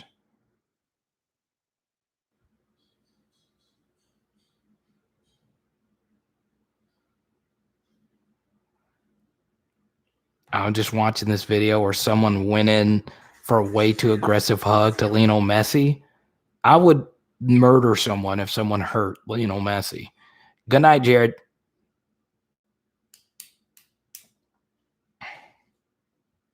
In Shreveport. Y'all want to see Z one more time before we get out of here? Come on, baby. She just woke up and she had her piddle. She had a little pitty. Mm-hmm. I want to say hi before I eat my salmon. How was the salmon tonight? It was good. JJ's in here, babe. Hey.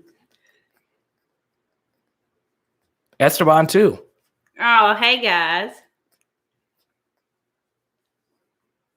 Oh, my God. Z has been so sweet. She loves Go ahead and get daddy. your microphone licks. Did you think he... Hold No, on. she If went- I hold her, she'll do it. Why did she love it so much? Oh, my God. Esteban. So Esteban really wanted Z to be named Esteban. So we got to... Oh, he just went to bed. The Master Blaster. We have a bunch of truck drivers in here tonight too, baby. You know how much that excites Carter's me. obsessed with truck I'm drivers. obsessed. So Roman just sent the comment of the year. He said he's rolling down I-10 with us through his Bluetooth speakers. Jared said he left, but of course Z comes back and Jared And the comes baby's back. here. She's here with her mom. Mm. He's here with her mom. I can't quit him either. I've tried. Oh, you but tried. I You can't. can't. You can't. Especially when you got a little Z around. She was knocked out on the couch on her back. So the farm raised salmon was okay? It was great. What's our side tonight? Veggies. Veggies. Cody, it's your first time? Look at that. She loves you, baby. Good night, Grant. I didn't think we get a Homo sapien reference tonight. We Daddy appreciate might. you. Jared. Can they hear her licking? Yeah. Do y'all hear the licking? Do y'all hear the licking right there? Oh, goodness. That's a big old yawn. Has she been playing a bunch, or is she? No, she was knocked out on the couch. While I You're was eating knocked supper. out? Mhm.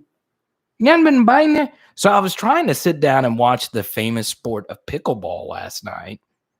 Hey, Paris. Paris is always Paris hadn't seen the puppy, has she? Paris always drops in at the 3-hour mark. Has she not seen Z? Paris, have you seen Z yet? And Paris, we just had Velvet Taco. What's up, Matt? Good to see you, man. Jared knows this because Jared is our most loyal live chat viewer. Okay. Paris has been so consistent with this. And Paris, we were just talking about you. We had Velvet Taco last week. We had a paneer taco. Are you kidding me? Mom. Matt and BR, what's good, man? Look at it. She's still biting. Huh? Oh. Oh, Paris, thank you for the super chat. Has she, Paris, have you seen Z yet? I Paris, don't know if you have or I don't think not. Paris has seen Z. Paris, you missed a lot. New puppy. You see her now. Oh, I'm so glad. Paris, you missed a lot. We talked a lot I'm about. so glad. Let's see if we can go through. There Kelvin she Banks. goes. She's about to go nuts. Kelvin Banks is committing tomorrow. We talked about that. We talked about Fitzgerald West. We talked about Eli Ricks. We talked about Derek Stingley, Texas A&M, recruiting. Danny had a good super chat about Sark earlier. This was a lot of fun. So everyone say goodnight to Z. She's ready to knock out. She's about to be wired and ready for sound. Everyone say night-night to Z. This cracks me. Look at her. Look at it, Daddy. Oh, my God. Doing better. They made another velvet taco in Atlanta? Look at you, We're Paris. coming, Paris, girl. We'll go out to dinner. Bye, Z. Huh? Z's great. Z is so great. She's the sweetest baby. All right, everyone say night-night to Z. Everybody, look at the Trader Joe's for me. Oh, yeah. Don't forget. Let me put this on here.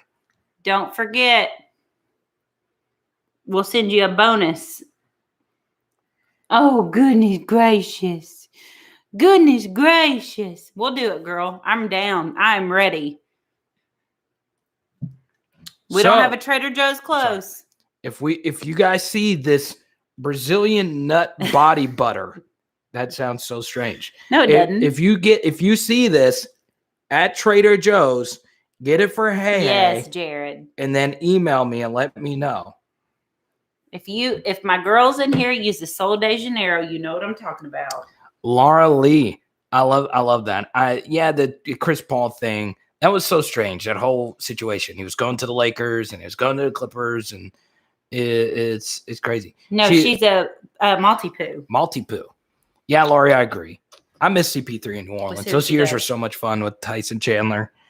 I still have my Chris Paul SGA bobblehead. I don't know where it is. No, it's. Look at her, Daddy. She's tired. You found your PS3 after 5 years? That's great. I wish I had my N64. Oh, N64 is still the best game system of all time. Nothing really comes close to the N64 for me. Like, it's not even close. Dang, Z is tired. She's tired, Daddy. All right, she's ready to go night-night.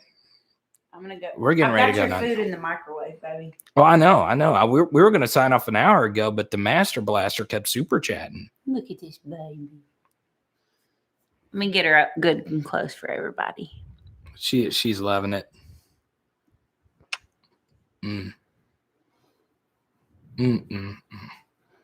They love the dog. They do. N64, the 007, right, JJ? So we had 007. You hold her for a second. Come here. Go see Daddy. We had 007. We had NFL Blitz. We had Tony La Russa. Well, that was Sega Genesis. We also had, of course, Kong, but still the GOATs is Mario Kart and Super Smash Brothers on N64. Okay, she wants her mama. What's her mama? Come here. Come on. She don't like all that talking. Mm-mm. All right, guys. She knows it's time. My sister-in-law is a multi-poo. Dog is 10 years old and still acts like a puppy. I love it. Oh, I love that. Oh, I love that. What was the name of the Chicago pizza joint that you mentioned earlier? Oh, Grimaldi's? is it Grimaldi's or Giordano's? I know Grimaldi's. It's either one. Yeah, JJ, same here. Like fist fights. It's wild. Matt's got us 3:15 into this talking video trash, games. Daddy? Yeah, you trash. Give me your water for the side, baby. I put you a punch in the fridge. Oh, and I got a beer in the fridge. I'll grab it out. Come on, Mama. What's an RTX 3080? I don't even know what that is. Is that a computer? So yeah, Paris, you didn't miss a whole lot, but you missed a lot. But you didn't miss a whole lot. But you missed a lot. So yeah. Oh. The best GPU out there?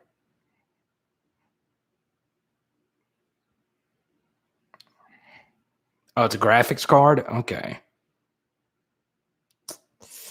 Yeah, no, I'm not much of a gamer. I'm sorry, guys. I know that's like the thing now. Like gaming is just so big, whether it's esports And honestly, you look at the NIL, the biggest deal that was brokered was this Yoke Gaming. That's where most of the athletes actually got their NILs.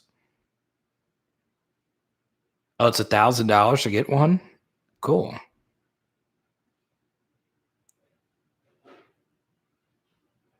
Okay, so that's where you should go, Cody, wherever JJ just listed. Because he's definitely been to Chicago more recently than me or Haley. A punch. So it just depends on the mood. Sometimes I drink beer. Sometimes I drink, just whatever. Normally after a live stream, I want to rest my voice for a little bit. It's kind of different. I would like to ask this question to the chat. So who do you think wins in a game? And obviously this is going to be harder. Do you think 2003 USC would have beat 2003 LSU?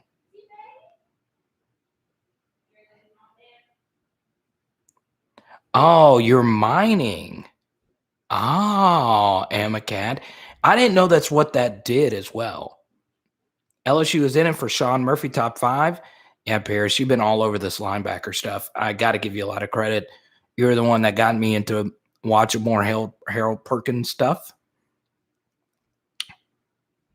So, yeah, that's very interesting. So, Matt says no. Matt says 2000. Thank you so much, man. You're welcome. I've got to show off this koozie right here. This is still, I got this for like $4 off Amazon. How cool is that right there?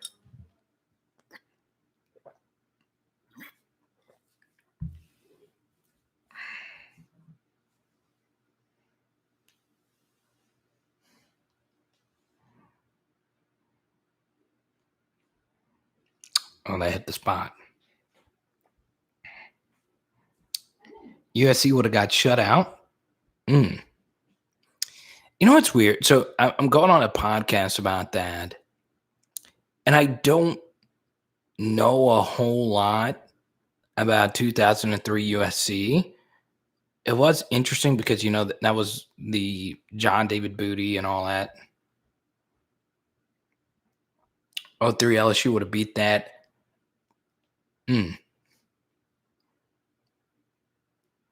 LSU in 2003.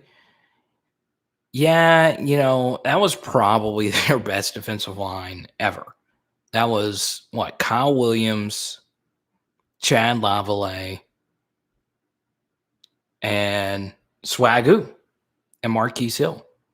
So, yeah. Yeah, they were good. And a young Kirsten Pittman, too. That was a good group. That was a really good group.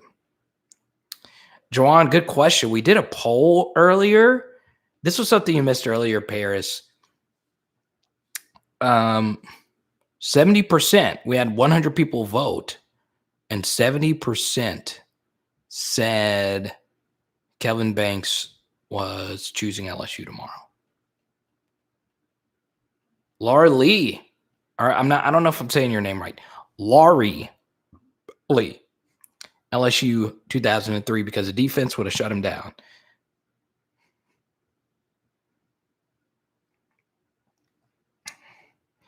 That is interesting that USC played Auburn first game of the season.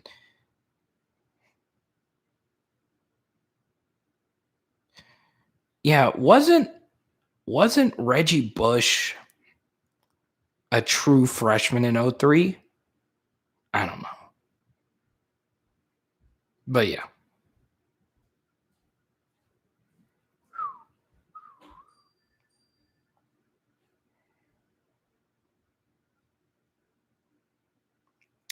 The conversation about A&M earlier was how good they were going to be next season, and I just haven't done enough studying on A&M. So, yeah. Did Reggie Bush suck at the Saints, though? I thought he was decent, right? You would say he was decent. He definitely wasn't who he thought he was going to be.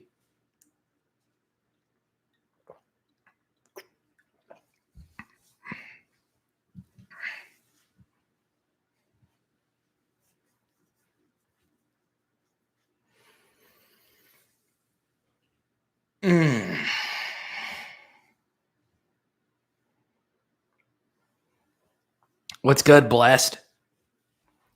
Checking in from Turkey. I love it.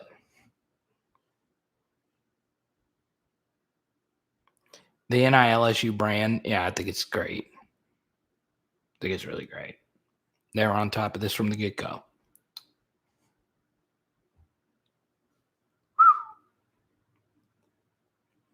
All is forgiven. That's right, Emma Cat.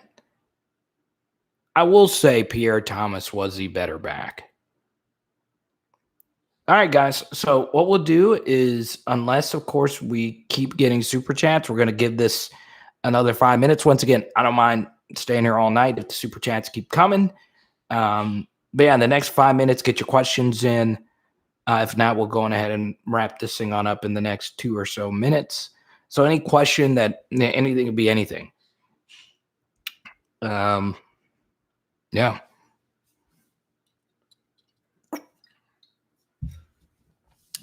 That is still so crazy. Chris Middleton on a 16-0 run. That's wild. So wild. Yeah, Pierre was just good. It also didn't help Reggie that Pierre was better on screens, because that was the big thing about Reggie Bush, right? He was a pass catcher who can get it out in space. Pierre Thomas was so good on screens. And then Reggie Bush had that vicious hit against the Eagles. Oh, so bad. I still have nightmares about that. Finals pick. Good question, Paris. I'm actually going to roll with the Suns simply because we don't know Giannis's health situation. So that's the main reason. It would a healthy Giannis changes things.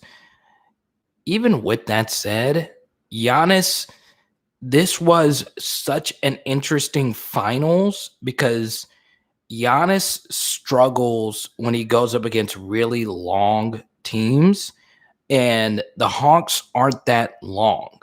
They're really talented at the guard position and at the forward position, but they're overall not that athletic. So Giannis is struggling in the playoffs going up against, the Raptors, who have Pascal Siakam and Kawhi Leonard. And, he has struggled in those types of series. So, yeah, I think the Suns are a tough matchup for him. They have long, athletic guys. All right, let's keep it going with JJ. JJ with the super chats. We're hanging out. Also want CP3 to get a ring. Yeah, I don't like the flopping, but come on, he put New Orleans basketball on the map. I am shocked we only got 17 likes on this video. I didn't do a good enough job pumping the likes. So if you can't hit that like button before we get out of here. So we'll go to JJ. Do you think the name, image, and likeness money will eventually affect recruiting negatively, positively, or not at all? So it's interesting, JJ, the way you framed this question. Obviously, the first thing is obviously, how does it affect recruiting? I do think we'll see younger athletes align themselves with brands a little bit earlier. That's without a doubt. So it will affect recruiting because your cap will change. So I'll share this again. The first thing is, I was doing radio in South Carolina yesterday, and I brought up a question that made me really think. If you're South Carolina, why would you not go to Arch Manning and say, look, we'll give you $1 million to come to school here? So what I think is going to happen is, because quarterbacks have such a heavy impact on the course of a game or a program, we all saw what Johnny Manziel did to the Texas A&M brand. I think we'll see quarterbacks negotiate bigger deals. So I do think recruiting will change. There will be more money passed around. It's interesting. We were just talking about Reggie Bush. It is interesting that Reggie Bush, even with the new NIL laws, we have to understand that with the current NCAA laws, Reggie Bush would have still lost his Heisman Trophy. He got a significant sum of money from an agent, which is obviously very illegal. But still, it's amateurism. Give Reggie back his Heisman, whatever. So, yeah, I do think it'll have a negative impact on recruiting some. I do think, and I'm really glad you asked this question, JJ, because here's what's really weird.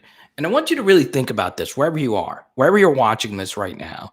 Think about how strange it is as a high school recruit. So let's take Kelvin Banks, for instance. Okay. Kelvin Banks is a 5-star offensive tackle. All right. He is the biggest story right now in college football. The biggest. Okay. A 5-star is committing tomorrow. And there's a few other 5-stars that'll be committing tomorrow as well. But still, this is as big of a spotlight Kelvin Banks is going to have unless he becomes Penei Sewell. So as an offensive tackle, as a 5-star offensive tackle, unless you are a top 10 NFL draft pick or a first-round NFL draft pick, this is the highest your celebrity will ever be. Because whenever you commit and you sign to a school, especially as an offensive lineman, people aren't writing about you, right? Like, how many different articles have you read about Kelvin Banks? How many different YouTube videos have you seen on here with Kelvin Banks? Whenever you commit, your star goes down. And not your rating, but the hype around you goes down. So what's going to be interesting, JJ, is that recruits need to realize that. Okay, there's very few recruits that become way bigger in college. And the only way you become way bigger is if you actually become an exceptional player. So it's a very interesting situation. So it's fascinating. So I would say probably 80% of high school recruits are bigger during their recruiting process than they are when they actually go to college. Okay. You know, very few recruits become, you know, superstars in college, right?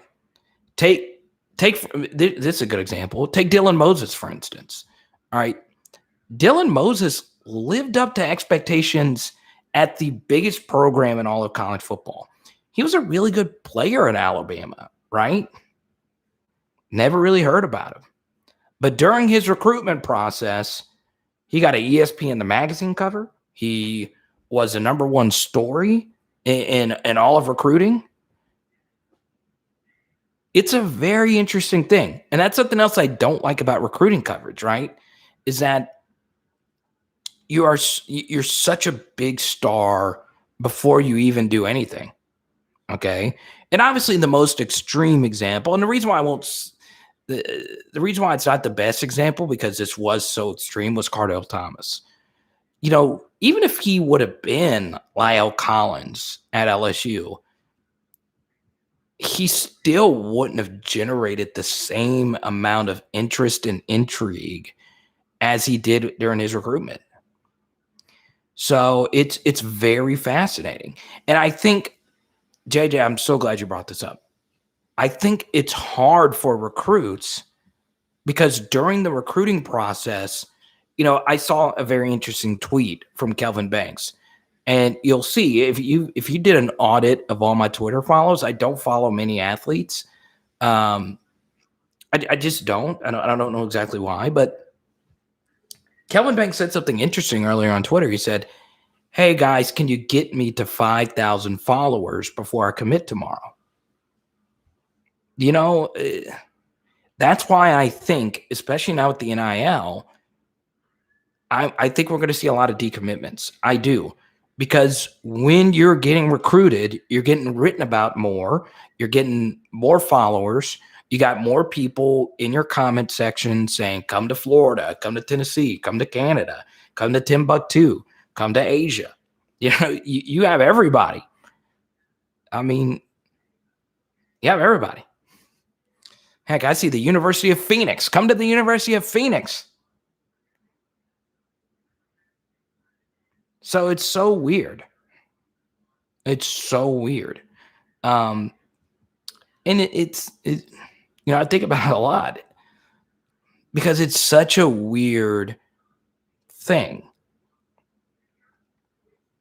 So take Elias Ricks, for instance. He was a 5-star recruit, but he had a beyond phenomenal true freshman season. So unless you're just beyond phenomenal or exceptional, it's rare that you become a bigger star than what you were in high school. It's very rare.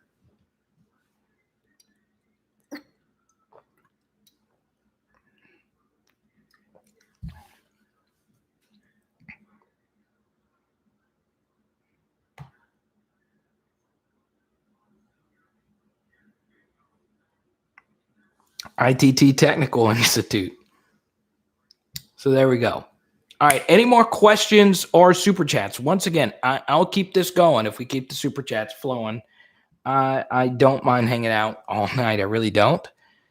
This is how we, these super chats is how we pay our rent, pay for Z's bills.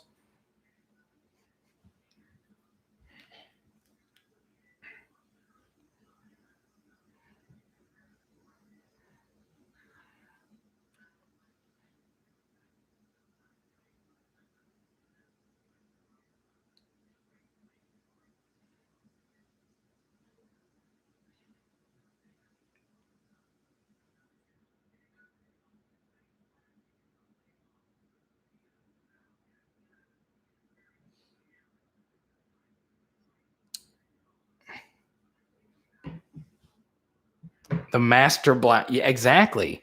Come play for the Diesel Driving Academy. That starts with like Tony B, the Master Blaster, and I-10 Roman.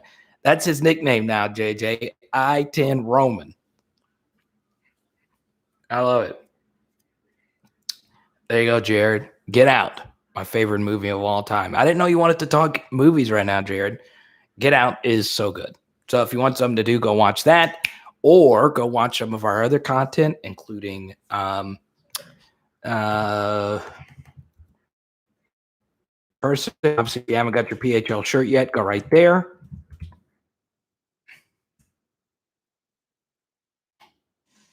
If you want to hang out for a little bit more,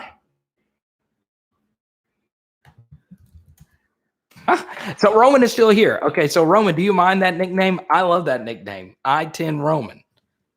That's great, man. I-10 Roman is such a great name.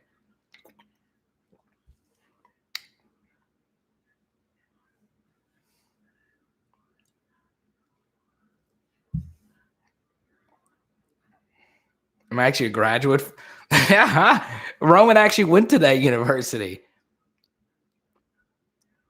I didn't know. Wait, hold on. I didn't even know that there was a diesel.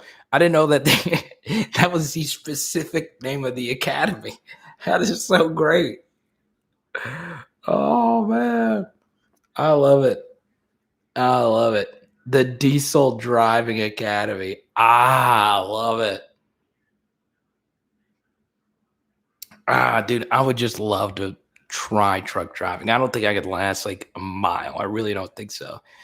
Roman, that's so great. So Roman, you do like the nickname I-10 Roman? That's such a great nickname too. I-10 Roman. It's good stuff. I-10 Roman Sticks. It's such a great, it just rolls off the tongue so beautifully. Roman, that was probably my favorite comment tonight on the live chat. Eating a Popeye's chicken sandwich while on I-10, blasting through the Bluetooth speakers. That includes all my favorite things, right? Don't pull a Jason Pierre-Paul. I like that, Pegasus.